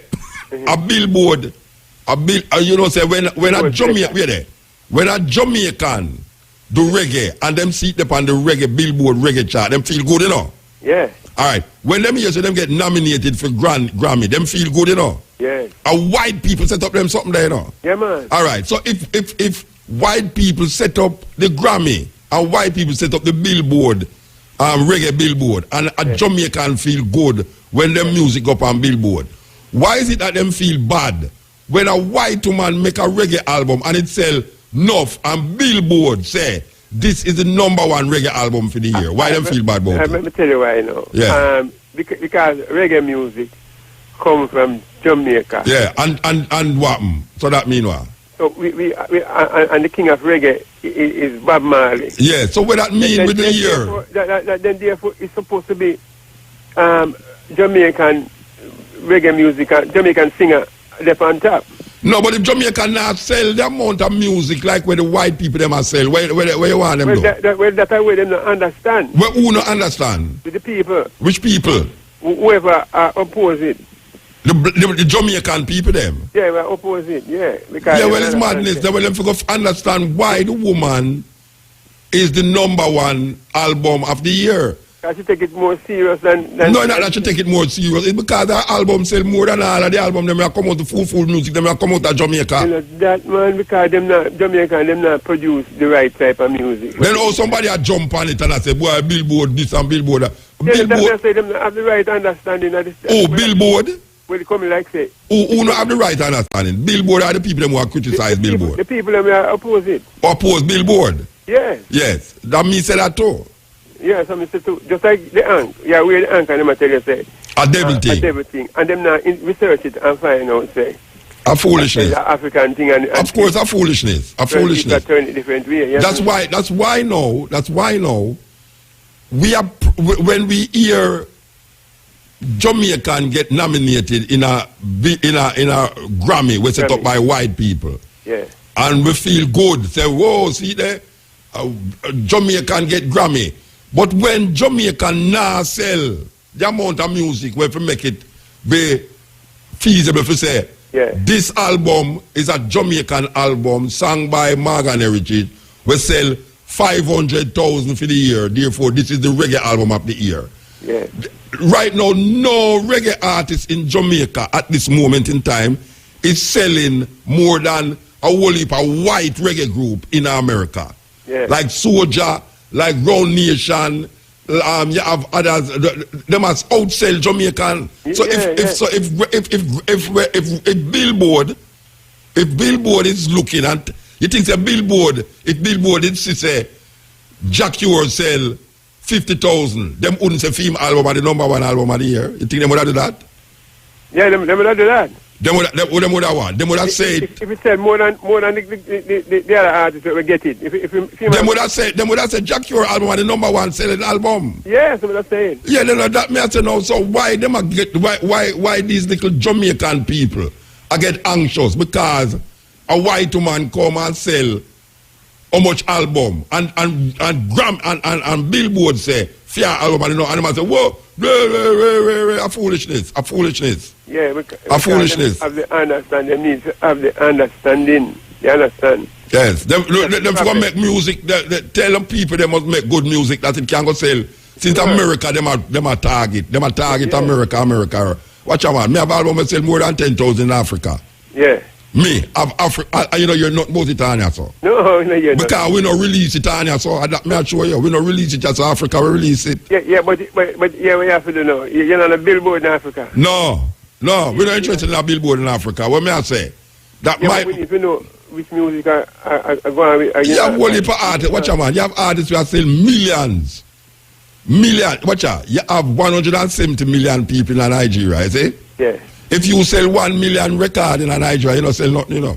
Yeah. Because 170 million people in Nigeria alone. You understand? But come like say, if you not sell it, if your music not sell in certain place, it's not recognized. No, it's not that if you not recognize. We put too much emphasis on what America say about we. Yes. That is what we are doing. We have put too much. That's the problem. If you tune not go up on the reggae Billboard chart, you go on like say, this and that, and when it go up on it, it's like the world. It's like, yes, doors open where? Yeah, we had that now, when it's rest them kind of way, them get all the show, Watch a man. All right. From the Grammy start with Jamaican acts. Yeah. Check all of the artists them who win the Grammy and tell me if after them win the Grammy, get over shows. Them get millions of that. No, which bully per show? I'm not talking no show. Them that get the show them before them get the Grammy. May I say, tell me which one of them artists there because them win the Grammy. Them album go sell platinum because them win the Grammy. Tell me. Morgan Heritage just win the Grammy. From them win the Grammy. You hear of them album that sell more than how much 1,000 million, how much 500,000 or a million. The people them who win the Grammy last year.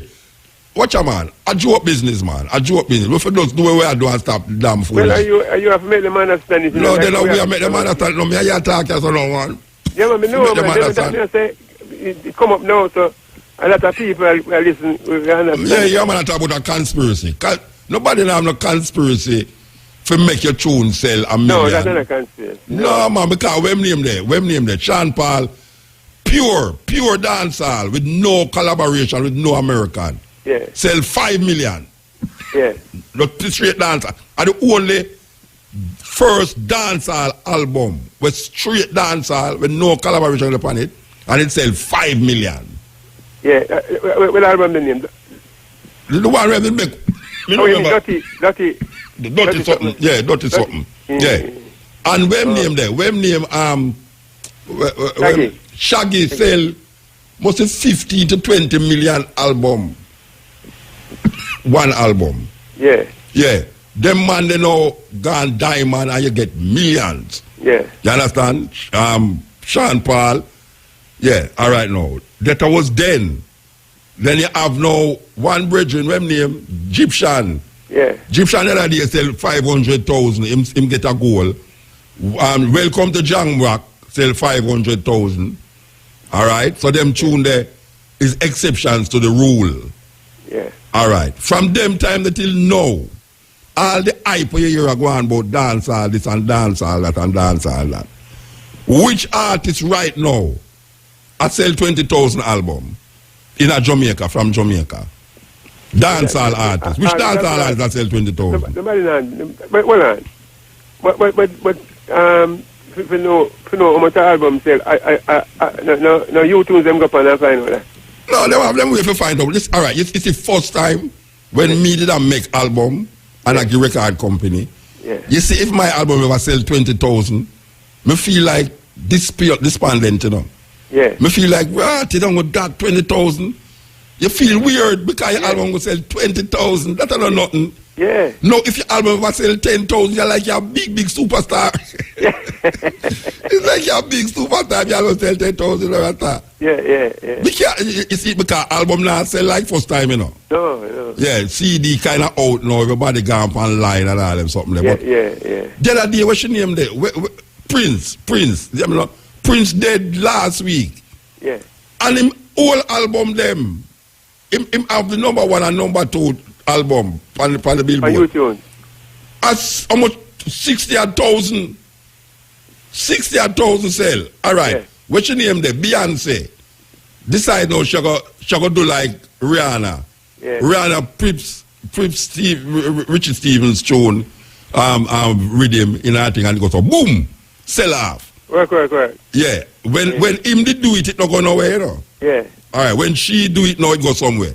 Yeah. Then now, Beyonce now will come now and she say, all right, Rihanna do this, she going to do something like that now. So she just boom, and just fit in another reggae vibes in a fair thing. A Lemonade? Yes, yeah. The album there. All right, when name, Justin Bieber make a reggae tune, millions, right? Yeah. All right. I two of them guys. You're the whole heap of hype down and son. Dancehall. Ray. I'll collaborate. Them are collaborate. Everybody are collaborate. Where the collaboration bring? You say anybody are sell millions because them collaborate with Jay-Z, Beyonce, and myself. You say anybody and you also have millions me I talk about. Yeah. Like how when Beyonce, like when Bieber do it sell all 10 million, 20 million. Yeah. You see any Jamaican artist here, whether by himself or whether I'm a collaborate, according to them, because everybody want to collaborate now with artists. Yeah. Them can't sell 10,000 album and it's hype, pure hype. Yeah. So I better man just go do some show. You know, better you just go do some show out there. And Because you get more money. That's the problem. Yeah, you get more money. Me not have no tune. Me not have no tune on the radio I play. Yeah. Yet still me dey on the road more than most man where you play every day. Yeah. You understand? And the places where me I go, and the places where you expect to go. You understand? Yeah. All right. So when me I say though is that a man for just do the thing proper and make the thing go out there, and then when it go out there, people recognize that this is good thing. Yeah. And then when it sell now, it get the recognition where man name after. Yeah. Cause me not look no praise from America. Yeah. If me do something and it work out, but me not gonna make a tune for suit America. Yeah. And that man why you don't know, them why you record tune that the American market can eat it. Yeah. Can gulp it. Like America is the place of the world. Like it's the world. America is the world. Well, you know, I just saw some people look at it, you know, say America come like a balance, you know. If it's in the balance. But America no balance, it's imbalance, yo. It's like the doctor just talked about tests a while ago. You get a student a test, and you show him say, boy, him have to pass it, and then no pass him, let him feel like himself worth gone down. Yeah. It's like no confidence in himself again, him feel twice defeated in the test of life. Yeah, because him no pass him exam. And then the same thing with the music. You know, a lot of bright children going to exam and go fail. Of course, him fail. You can't take 1 year worth of work and put it in a 2 hours and tell a man, say, boy, if him not pass it, him not worth. A joke business. Well, I see him with the music now. Yeah. A guy I run up and down the place and I jump up and down the place and I jump up and I talk about him. I lick him chest and I lick him chest and I lick him chest. And a white man goes to boom and sell a tune. And you start cry foul. Where you cry foul for? Yeah, but eat some foul. That's misunderstanding, man. Misunderstanding. Yeah, just go on there, tune them. And the weirdest thing about it, a whole heap of Jamaican artists depend on the album. Jamaican artists depend on the album. You understand? Yeah, but Poet Bridget depend on the album. And she used Cocoa Tea vibes for the album. You know, so it's not like a joke business. A joke business, Rasta. We wake up, man. America is not the world, man. Yeah. Them why we feel say America is the world. America is not the world. I don't know if you understand. 300 odd million people in America. A joke business. No, what new come out?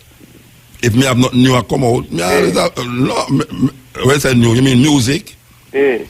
No, me not no music right now, but me intend to do something like here right now. Yeah, you're a popular man in America. Yeah, but you see, but my popularity is not because me I make music on Billboard, you know. No, me know. My popularity is because when me for say and all my African-centered perspective is. Yeah. So when me go to Obama make an album, I say, brethren, all the while me I release album in the West, yeah, so. At time I release album in Africa because most of the time when me release album in the West, it not reach Africa, you know. Yeah. A one man take the tune, take the album and carry go there. But you know, me decide to make a release album in Africa. Yeah. So I release album in Africa. Yeah. You know, so, you know. That's going good. Then that me just show you, say me have album we sell 10,000. And you know, hear nothing about it. And me have mania, so now him can't sell 5,000 album. Yeah. You know, see it, he might look on the wrong market. Yes. Wrong market. Africa, watch a man, a 50th country in Africa, and right now Africa go. Me just come from a reggae festival in Africa. 4 nights a pure reggae. Yeah. No hip hop. Them no import like what them call it, the festival I'm gonna be again. So Sumfest. Yes. Every year Sumfest bring a hip hop artist or a foreign American artist to put on them show for draw the crowd. Yeah. Alright. These people just start them festival, you know. Them have 4-day festival because right now Sumfest now I go have 3 days again, you know. 4 them usually them stop them go pull it down to 2 days. Yeah. Alright. This festival when me go, and the second year them keep it, a 4-day a pure reggae, you know, and you talk about reggae artists from all over Africa. And when you hear the authentic reggae music, yeah, and all the people them set the thing in, and I said, but this can't work. It can work. Yeah. You understand? All right now.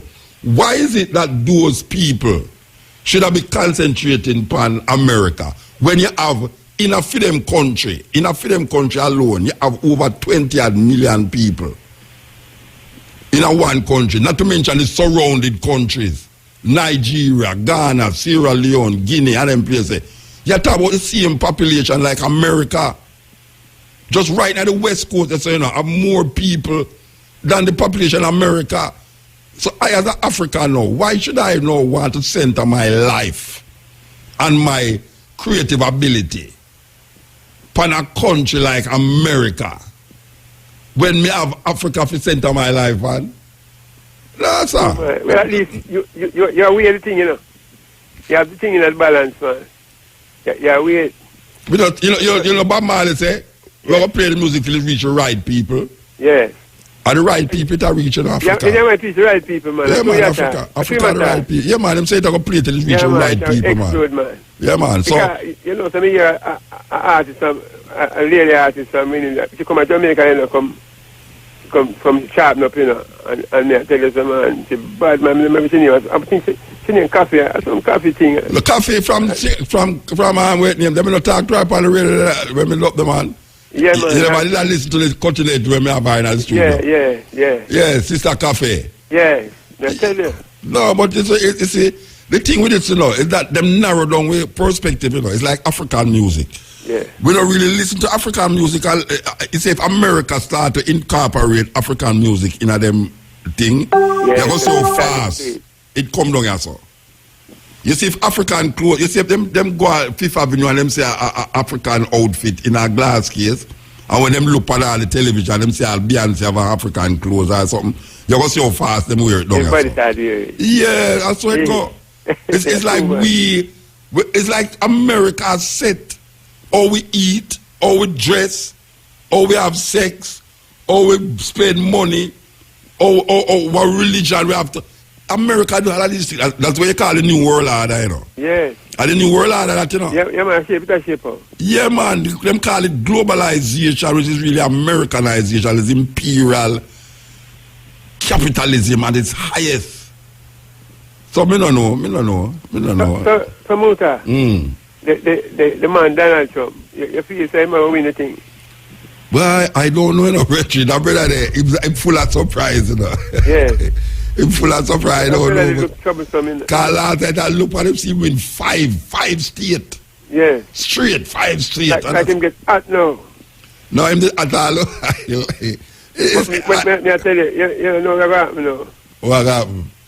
When come election, if him get selected come election time, everybody will vote for Clinton. Why you think so? That's my feelings. Because... Watch a man. You don't know where I'm going to go to America, man. You can't say that, you know. You can't say. You don't... Watch out. But a lot of people opposing, you know. But you want... Wait there. I can tell you something. You see when them just start last year, nobody feels them that reach us. All of the people them in America, all of the this and that, them just feel them that go fade away. Yeah. You see earlier in the year, them still did that feel them go fade away, you know. Yeah. You see when them reach right as so now, the party where him in, you know, a fight against him more than the Democratic Party, you know. Yes. But him still go through, because he must spend away for money, man. No, him not spend no money. No, wait there. He must spend the least money out of the whole of them. What you say? They never know that? No, I never know that. Him spend the least money, you know, when him talk, every station pick it up, you know. Yes. So him not have to spend the money for whole heap of advertisement. Yet them have a thing named dump the Trump campaign, you know, where get rid of Trump. Yes. Them spend $40 million in a Florida alone for make the people them don't vote for him, you know. Yes. And guess what? Him scrape up the whole of the delegate them in a Florida. The brother who was supposed to win Rubio. Yes. Him have to come out of the picture because down there's a female right now, Rubio a female. Yes. And Trump go down there and mash down the whole place with all of the negative this, with all of the things them when him say. You know, I mean, me hear him think some things on TV that we have to laugh to right, you know. We have to wait. The man really had to that, you know. And last night he said something again, you know, about Hillary, you know, say a true Hillary a woman, why she get vote. If she was a man, she wouldn't get even 5% of what she get. Yeah, that you have to... So what are they? If I went, if him this at the time in Obama come, him that say the same thing? I mean, when I say true, I'm a black. Yeah. When I say, look at man. Because I tell you something. I wouldn't be surprised if him win the Republican thing and go on to Hillary Clinton. Because you know, Hillary Clinton have some little baggage go on there with her, you know. FBI investigator and all them something there, you know. So I don't know, Virgin. I just watch it because it's very entertaining. Yeah, very entertaining. It's very entertaining, and it make me understand American politics and how them deal with them voting process. Yeah. When Obama was in there, I was never interested in it. Yeah. You see this brother named Donald Trump, it made me sit down and listen to things I would have never listened to originally. Yeah. Me watch Fox, me watch CNBC, me watch all of the channel them and CNN, and me get to understand how them do things. And somebody to me never fear because not because you get the most vote, it means that you win, you know. Yeah. All them things them have, you know, is who get the most delegate winning, not the one who get the most vote sometime in a certain area. So all of them things, me never even know them things there. Me never even know about the intricate workings of super this, super that, and super pack and all them something. Me don't know them something there. I know, me understand it now. It's like me go to school because of the Donald Trump, brother. But you see, Donald Trump now, don't take it lightly, you know. Because you see, where I say, is where exactly where white people in America believe, you know. Yeah. Where him attack is where white people really believe where I say, even though the Democrats, not the Democrats, the Republicans, them go like say, this and this and that, him attack exactly how white people think. You know, see it? Yeah. And he couldn't reach so far if people never back him. That means say too. Yeah, he might get back. He might get back from the people them, and the people them say, watch out. You see, if I want to go a convention, and I go on like to the man who have the most people don't win, it's going to be a riot. Yes. Riot in America, believe you me. If Donald Trump, if him don't get the required amount of delegates, which is like most of 1,200 and something, and them reach a convention, and him have the most him have the most delegates. Vote. Him have the most people will vote for him. Yeah. But you have some delegate now where them sit down in there now and choose. Them can call all a man outside and choose him and say, but we don't like Ted Cruz. We call him Liar Ted. You know, you say, we don't like Liar Ted. Yeah. And them not like Trump. So them will call in an outsider. Rubio who gone already could have come in there and be president, you know. Yeah. After them run them thing, you know. Funny man. You see, if Rubio if you ever do that, oh gosh, man. You see, the people them will spend all them time and us, all the Ku Klux Klan, we are back. We are back there at job. Yeah. Why? I don't know where I go watch it. I go watch it. Watch you know, say England now back him though. Watch a man, nobody now back him. Either outside of America. Nobody now back him. The people them in America back him. If them never back him couldn't get so far. Yeah. Watch a 5-state in win today now. Philadelphia,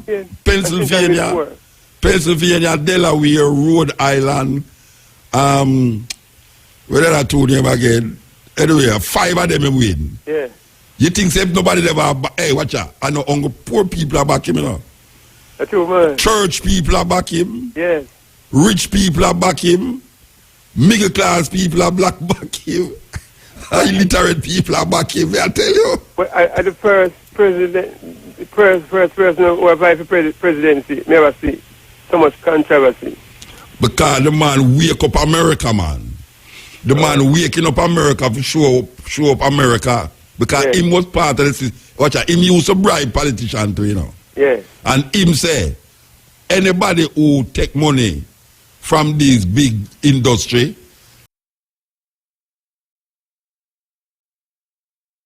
they are bought by the industry.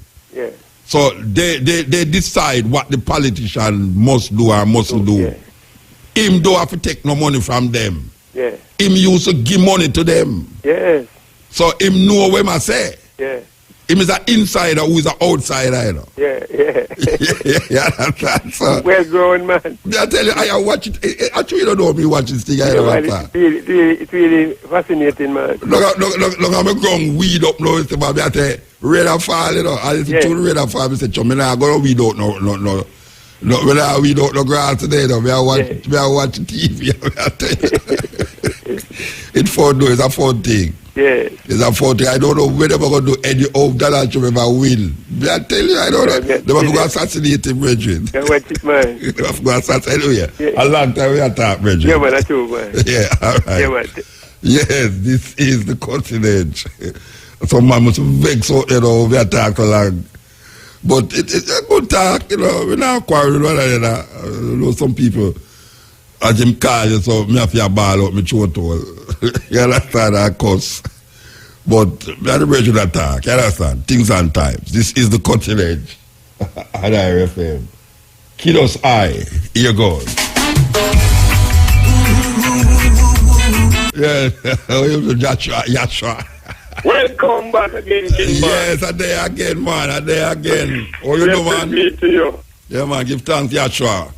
My brethren, because the message have to perform and the things have to go on for the people who live and survive in this world. You have anything for the Trumpitis? Trumpitis? Yeah, the Trumpitis. You have anything for Trumpitis? No, sir. You only can win the election. No, me I suffer from Trumpitis. No, man. All you need to do, you learn the wisdom and knowledge of me I tell you, America really is. I never know. Say, I could have sung in front of TV and have so much insight. Never know. Yeah.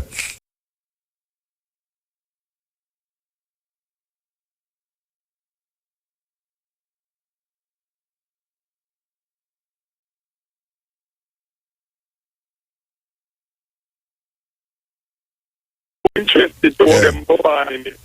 You have to really sit down and observe it and say, yesterday when we see him and Hillary Clinton together, I said, wow, blew us.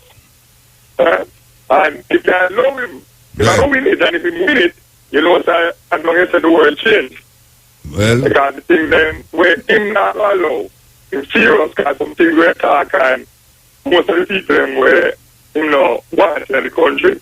Yeah. It's not going to be chaos and I feel calm. No, well, him claim say you can't come, but you must come and be legal. Say you have too much illegal. It's like what the Trinidad them do. Trinidad them now do not different from what Trump do. Same I go do, you know. No different. Yeah, no Trinidad and them do right now to Jamaica where Trump say I go do to people. And you see the problem with it, you know, is that Jamaica and Trinidad and all them countries they sign a treaty, you know.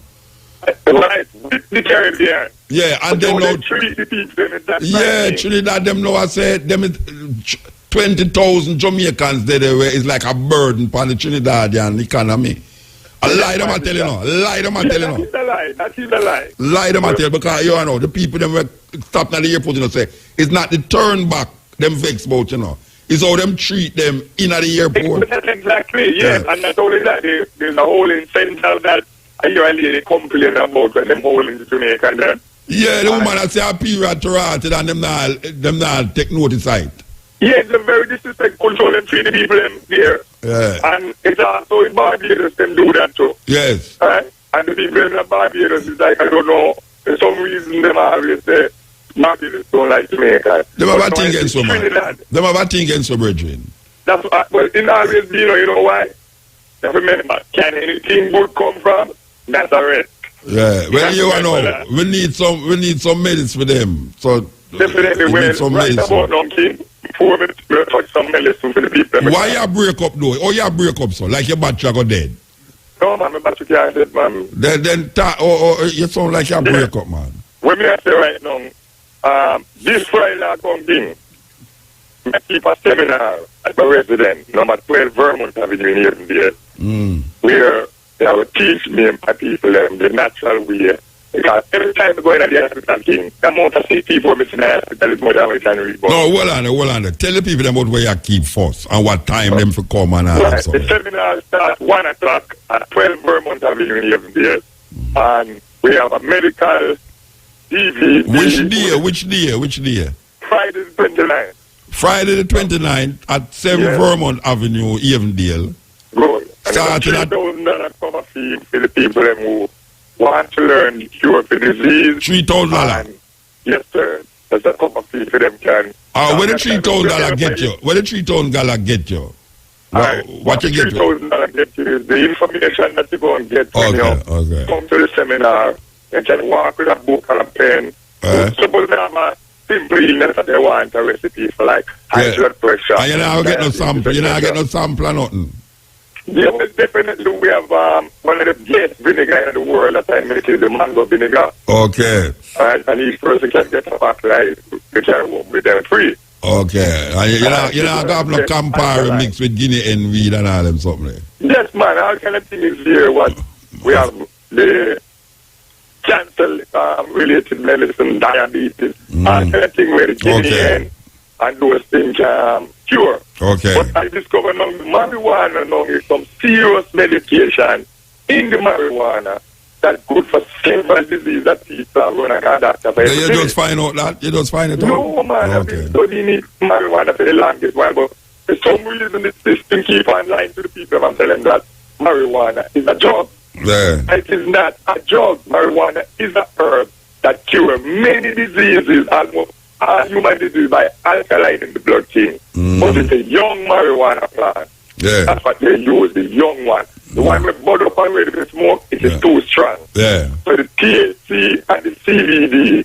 You look for the CDB, and the CDB you look for, not the TLC. Right. Most of the people, when they plant the herbs in that they hydrocholic light, it do not have the quality for egg because it do not get the natural herb. Yeah. So the light when they put it on and on, it makes the weed grow, but it have a smell, but when it has smoke, it's like silver. Different thing. I do what I find out in Jamaica now is mostly, I don't see them as in Jamaica selling. Yeah. So as a person who doing medicine, if you go to buy 10 pound herbs to make medicine, they can't buy the one when they have to open the hydrocholic light. No, definitely not. So the people would plant the herbs natural without fertilizer. And then I use in Jamaica kingdom, I use a thing named grow powder. Yeah. Root powder. Yeah. And when you plant the weed and throw the root powder in it, it grows and come in a short period of time instead of the time where it's supposed to really come back. Some 4-week and some 6-week thing. Exactly, and that don't work. So you have to give the herb for medical purpose. The marijuana plant, the Guinea hen, and the urban name infection weed, which we call dark blood here in Jamaica. Yeah. Young marijuana and the dark blood, the Guinea hen, those 3 plants must get and use for cancer, HIV, herpes, diabetes. The people, when you boil these herbs, they can use 3 leaf of marijuana, 3 roots of marijuana, 3 roots of dark blood, right? You can just boil them together. When you boil them finish, you put arc and a couple of cider vinegar in them and use them. People who cannot use the apple cider vinegar, they can use a tablespoon of brandy or a teaspoon of James Baxter White from etc. But you have to have something in it. You know why we are laughing? Tell me why we are laughing. You know why I laugh, man? I do that, man. I don't give it to you. Let me ask you a question now. Personally, though, let me ask you a question. Okay. Before you start dealing with the herbs and thing, you used to drink enough rum, don't it? No, man. Honestly, I'm a little bit my grandmother is a midwife and we make medicine. No, me not talk about you, no, me not talk about your grandmother. No, man, me don't drink rum for a little bit. You used to go to church? Yes, we got big group and the school in a free town. No, you talk about when you're 9-10 years old. Me not talk about when you're 9-10 years old, man. Me talk about when you're a teenager come up. No, man, me don't drink rum until, I tell you when I first started. You don't drink rum until what? This long time I was around 19-year-old one day ago. I think a little bit after Gilbert. When Gilbert blew on the hurricane. One night, me the woman stop up, me get stuck up and I drink rum, lime and salt. So me drink the rum, lime and salt, honestly. The man, when we wake up, they stuff this everything gone. Yeah. So me don't start understand why rum, Because bad people say rum and lime and coffee go to flu. Yeah. Rum when you get wet up in a rain, you use rum. Stop yourself. Stop up yourself, yeah. Good. So, me find the rum important. All right. The next one. You know why I ask you? Mm-hmm. Because when you talk to me, it sounds like somewhere in your life, there's a innate subliminal thing about rum that in your life, something did happen in your life where rum did play a major part in it. No, medicine, man. I just told you. No, me never say no medicine to you, no. Me say, when me hear you talk, me ascertain in myself, say, you know, say this somewhere in that man in life. Rum did have something to do with something in his life, why him consistently I deal with the rum on a level there. But I don't know still. Yeah, when I start studying medicine, now I realize one day a man taught me a thing. Me in a library, I study for the cure for HIV in a library in New York. And when I do, man, know the business where I study Jews with the black hat. I'm sitting in the library and say, King, we can't do it, it's good enough, but it's not so hard. They said, no matter stress yourself to find cure for it when it's easy. He said, do you know what is a virus? I said, yes. He said, a virus is a poison. He said, you know how to get to the poison? I said, yes, you need antidote or antibodies. He said, the ice form of the alcohol is the quicker it goes to the blood. So find the antidote and combine it with the alcohol to carry it straight to the blood. So when we sit down and start work out things down, doing mathematics, I say, whoa, it's very simple. So when I grate the charcoal and get the Jamaica red dirt, but you need like 3 parts of the dirt first. You scrape off the first, second, third, and then you take it up. And you use the charcoal, the red dirt, and the busy.